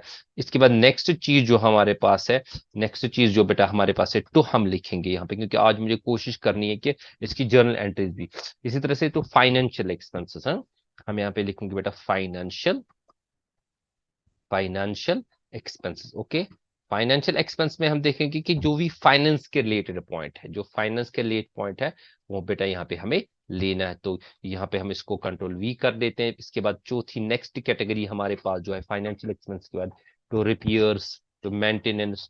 तो यहाँ पे मैं लिखूंगा रिपेयर्स। ओके, ओब्लिक मैं लिखूंगा मेंटेनेंस। ठीक है, मेंटेनेंस, एनसीई मेंटेनेंस, शायद स्पेलिंग मेरी गलत आ गई है, मेंटेनेंस ओब्लिक हम इसको लिखेंगे बेटा टू रिपेयर्स ओब्लिक मेंटेनेंस। और अगर डेप्रिसिएशन भी हो सकती है वो भी हम यहाँ पे लिखेंगे डेप्रिसिएशन बेटा हम लिख सकते हैं। ओके, ये तो होगी हमारे पास चार किस्म की कैटेगरीज है। अभी कैटेगरीज ही मैं बनाऊं, वहां पे आपको कैटेगरीज लिखने की जरूरत नहीं है बेटा। ठीक है, वहां पे आपको कैटेगरीज लिखने की जरूरत नहीं है। इसके बाद मैं अभी डेबिट साइड आपको दिखा रहा हूँ। इसके बाद नेक्स्ट चीज जो हमारे पास है हम इसको लिखेंगे to what, to abnormal losses and miscellaneous. तो एबनॉर्मल लॉसेस जो हमारे पास होते हैं, या हम लिख सकते हैं टू लॉस जो भी है, या जो भी बाकी किस्म के नॉन ऑपरेटिंग एक्सपेंस है वो इस कैटेगरी में आ जाते हैं। ठीक है, हम लिखेंगे तो abnormal losses. Okay, abnormal, abnormal oblique losses oblique हम लिखेंगे इसमें बेटा एक्सपेंसेस। ओके, जो एबनॉर्मल लॉस और एक्सपेंसेस होते हैं वो यहाँ पे बेटा जी आ जाएंगे। क्लियर, तो यहाँ पे हमारे पास है। तो नेक्स्ट चीज ये भी हमारे पास क्लियर होगी। तो बेटा हम क्या करेंगे, इतनी ही चीजें यहाँ से आ जाती है। अब हम यहाँ की तरफ देखेंगे, तो सबसे पहले हम यहाँ पे क्या कैटेगरी करेंगे बेटा, देखो दो ही चीजें इसमें याद रखें। एक तो हमारे पास आती है इनडायरेक्ट इनकम्स, और जो हमारे पास है नॉन ट्रेडिंग इनकम्स। ठीक है, हम इनको लिख सकते हैं नॉन ट्रेडिंग इनकम्स वगैरह। शॉर्ट में अगर आप याद रखोगे, जो भी हमारे पास क्रेडिट साइड से आ जाती है इनको इनडायरेक्ट इनकम्स कहा जाता है, या हम कह सकते हैं बाय व्हाट, सॉरी इसका मैंने फिर से वो कलर कर दिया। ठीक है, इसको मुझे यही वाले कलर में लेना है, बाय व्हाट, बाय मैं लिखूंगा इनडायरेक्ट इनकम्स है। एक तो होगी डायरेक्ट इनकम्स ऊपर से, इनडायरेक्ट, वो कल इसका डिस्कशन होगा, इनडायरेक्ट इनकम्स ओब्लिक हम लिखेंगे नॉन ट्रेडिंग इनकम्स, जो ना ट्रेड के साथ ताल्लुक नहीं रखती हमारे ट्रेड के साथ, नॉन ट्रेडिंग इनकम्स। इकट्ठे मैंने एक कैटेगरी में, सबसे बड़ी इनकम जो हमारे बिजनेस की होती है वो बेटा हमारे पास क्या होती है, सबसे बड़ी इनकम याद रखना जो हमारे बिजनेस की होती है वो होती है बेटा जी सेल्स। ठीक है, होती है सेल्स, ये याद रखो। उसके बगैर बाकी इनकम्स भी होती है बिजनेस की, बाकी इनकम्स भी होगी, जैसे कि rent received, commission received, discount received है। इसी तरह से बाकी भी आती है, यहाँ पे हम लिखेंगे, जैसे कि मैंने लिखा to abnormal losses public expense, यहाँ पे लिखूंगा मैं by what, abnormal, okay, abnormal gains, gains, ठीक है बेटा। ओब्लिक इनकम्स भी, असल में वो तो मैं ऊपर मैंने लगा दिया नॉन ट्रेडिंग इनकम्स, तो अब नॉर्मल गेन्स यहाँ पे मैं खाली लिखूंगा, वो उसी के साथ बेटा क्लियर आपको हो जाएगा। तो बेटा यहाँ पे ये हमारे पास क्या है, ये मैंने आपके पास जो प्रॉफिट एंड लॉस अकाउंट के हवाले से एक छोटा मोटा स्टेटमेंट बना दिया, ताकि आप इसको अच्छी तरह से बेटा समझे, ठीक है। तो ये तो हो गया हमारे पास प्रॉफिट एंड लॉस अकाउंट का। अब हमें क्या बनाना है, इसमें भी हमारे पास तीन किस्म की ही एंट्रीज बनती है, ज्यादा नहीं बनती है, तीन एंट्रीज ही बनती है। मतलब जो हमारे पास, जिसको हम कहते हैं जर्नल एंट्रीज, उन जर्नल एंट्रीज को भी बेटा आज हम कंप्लीट कर लेते हैं। मतलब जर्नल एंट्रीज में हमारे पास क्या क्या आ जाएंगे, तो वो चीज हम बेटा यहाँ पे देखेंगे कि जर्नल एंट्रीज कौन कौन सी एंट्रीज है, वो भी क्लोजिंग एंट्रीज ही होती है। मैं शॉर्ट फॉर्म में आपके सामने वो लाता हूँ, ताकि आप उसको जल्दी से क्लियर करो। मैं ऊपर ही आ जाता हूँ, पहले एक फॉर्मेट लेता हूँ जो मेरे पास हमने बनाया हुआ है, उसी फॉर्मेट को बेटा पहले कॉपी कर लेते हैं। चले जी, यहाँ पे इसी को कर लेते हैं कॉपी, ठीक है। तो इसको नीचे की तरफ नहीं, मुझे लगता है एक ही चीज जरूरत है, तो यहाँ पे इसको करते हैं कंट्रोल सी, ओके। तो नीचे की तरफ मैं आ जाता हूँ, ठीक है। आप पूरी तरह से आसानी से इस लेक्चर को देखें। अच्छा, इसके मैंने पहले नोट नहीं लिखा। अच्छा नोट, चलो मैं बेटा पहले नोट इसका देता हूं, नोट, ठीक है। नोट में क्या आएगा, नंबर फर्स्ट, नंबर फर्स्ट इसका जो ना, इफ व्हाट, इफ क्रेडिट, क्या लिखते हैं हम, exceeds, if credit exceeds what, debit, तो क्या होगा बेटा, वो किसके बराबर होगा, उसको क्या कहा जाएगा, उसको कहा जाएगा नेट प्रॉफिट, ठीक है बेटा। उसको क्या कहा जाएगा, उसको कहा जाएगा नेट प्रॉफिट, क्लियर। इसी तरह से अगर हमारे पास है if debit exceeds credit, debit exceeds, exceeds, okay, credit, उसको क्या कहा जाएगा बेटा, उसको कहा जाएगा नेट वट लॉस, क्लियर। चले जी, अब हम आते हैं जो हमारे पास है जर्नल एंट्रीज के हवाले से, वो हम नेक्स्ट पेज पे लाते हैं बेटा। ये है, कंट्रोल वी कर देता हूं। तो ये जर्नल एंट्रीज किसकी है, ये प्रॉफिट एंड लॉस अकाउंट के हवाले से। तो पहले मैं यहाँ पे इन चीजों को हटा देता हूँ, ये मेरे लिए जरूरी नहीं है।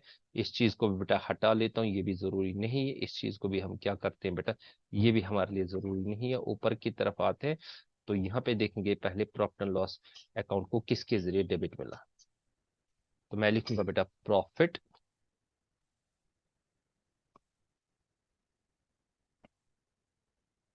एंड लॉस, ओके, अकाउंट, ठीक है बेटा। देखेंगे प्रॉफिट एंड लॉस अकाउंट को किसके जरिए बेटा डेबिट मिला, याद रखें। तो वही चीजें यहाँ पे हमें दिखानी है, तो इसको मैं थोड़ा सा कलर कर लेता हूँ, हम नीचे की तरफ आ जाते हैं। किस किस के जरिए, अब मैं शॉर्ट में यहाँ पे लिखता हूँ। देखो ये जितने भी एक्सपेंसेस है ना, ये जो आपके सामने जितने भी एक्सपेंस है, एंड ये इनको कहा जाएगा, हम इसको कहेंगे टू व्हाट। मैं अब तो वन बाय वन नहीं लिखूंगा, मैं इनके लिए एक ही लफ्ज इस्तेमाल करूंगा। मैं इनके लिए इनडायरेक्ट एक्सपेंसेस लिखूंगा, ठीक है। शॉर्ट में मैं इसके लिए लिखता हूं, तो इनडायरेक्ट एक्सपेंस, क्लियर। तो indirect expenses, indirect, indirect short में आपको बता देता हूं, indirect what, expenses, okay. Oblique हम कहेंगे इनडायरेक्ट एक्सपेंसेस के साथ मैं लगा दूंगा ओब्लिक लॉसेस, जो भी हमारे पास, ठीक है बेटा। सारा कुछ इसी कैटेगरी में आ जाएगा, ठीक है। शॉर्ट में मैंने एक ही एंट्री बना दी, मैंने ज्यादा इसको नहीं किया बड़ा, मैंने टू द पॉइंट, आप क्योंकि आप लोग ये इसको अच्छी तरह से समझ सकते हो, being what, being profit oblique loss account और डेबिट। हाँ, फिर वो आपने इंडिविजुअली दिखाना, यहाँ पे मैंने एक शॉर्ट फॉर्मेट में दिया, वहां पे जब आप करोगे आपने इनडायरेक्ट एक्सपेंस को वन बाय वन दिखाना, जैसे कि हमने ये क्वेश्चन किया किसका, मतलब ट्रेडिंग अकाउंट के हवाले से, उस टाइम मैंने आपको बता दिया, ठीक है बेटा। तो यहाँ पे हम करेंगे इसको cross cross cross cross, okay. ये तो हम बनाते हैं यहाँ पे, इसको कंट्रोल सी किया जाएगा, यहाँ पे नीचे लाएगी, कंट्रोल वी करेंगे। तो अब हम क्या करेंगे बेटा, नेक्स्ट एंट्री बनाएंगे, तीन ही एंट्री बन जाएगी। नंबर टू, अब रिवर्स इंपैक्ट पड़ेगा, तो वहां पे क्या आएगा, वेरियस इनकम्स आ जाएंगी, तो इनडायरेक्ट इनकम्स ऑब्लिक गेन्स लिखेंगे डेबिट, हाँ। तो मैं यहाँ पे लिखूंगा बेटा indirect incomes oblique what gains. ठीक है बेटा, इसको हम क्या करेंगे बेटा, इसको हम यहाँ पे लिखेंगे डीआर, डेबिट लिखेंगे। ठीक है बेटा, तो मैंने इसको डेबिट लिखा। पहले मैं इसका ये वाला हिस्सा जो इसका ये येलो कलर है इसको खत्म कर लेता हूं। ठीक है, तो नीचे लिखेंगे हम to to profit and loss account, तो profit and loss account. Clear बेटा, तो प्रॉफिट एंड लॉस अकाउंट हो गया। तो ये यहाँ पे जितनी भी है वो वन बाय वन मुझे दिखानी है बेटा, अच्छी तरह से चेकआउट कर लेना, देखना।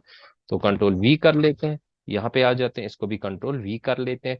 नीचे में नरेशन इसकी लिखता हूं बेटा, हम लिखेंगे इसको, ये मैं हटा देता हूं। ठीक है, being profit oblique loss account credited. ठीक है बेटा, क्रेडिटेड। क्लियर, तो इसका मैं ये वाला पोर्शन, ये जो येलो कलर है ये बेटा इसको हटा देता हूं। ठीक है, इसके बाद नंबर नेक्स्ट एंट्री पे आ जाते हैं। देखिए बेटा, मैंने बोला 3 ही एंट्रीज है। अब ये तीसरी एंट्री में हमें क्या करना है, या तो हमें नेट प्रॉफिट होगा या तो नेट लॉस होगा। सबसे पहले बनाएंगे किसकी, नेट प्रॉफिट की एंट्री। तो नेट प्रॉफिट कहां पे ट्रांसफर होता है, वो बेटा हमें कैपिटल, वो जो कैलकुलेशन ऑफ कैपिटल के हवाले से हम लिखेंगे, यहाँ पे हम एंट्री बनाएंगे प्रॉफिट ऑब्लिक लॉस अकाउंट। तो यहाँ पे हम देंगे बेटा इसको डेबिट। ठीक है, तो यहाँ पे मैंने बेटा दिया डेबिट, तो हम लिखेंगे कैपिटल अकाउंट, ये याद रखना, तो कैपिटल अकाउंट। ओके, तो यहाँ पे बेटा याद रखना ये कैपिटल अकाउंट, इसको नरेशन लिखेंगे being what, being net profit, net profit transferred. ठीक है बेटा, मैं लिखूंगा टीएफ, ओके, ट्रांसफर हो गया बेटा। क्लियर, इसको थोड़ा सा आपके लिए येलो कलर करते हैं ताकि आपको क्लियर हो जाए। तो आप इसी की बेटा जो हमारे पास है एंट्री, जो नेक्स्ट एंट्री बनेगी अगर हमारे पास लॉस की एंट्री होगी, तो यहाँ पे बता दूंगा मैं नेट लॉस। ओके, तो एंट्री विल बिकम, वो रिवर्स हो जाएगी, हम लिखेंगे कैपिटल अकाउंट। ओके, इसको यहाँ पे लगा देंगे बेटा डीआर, डेबिट,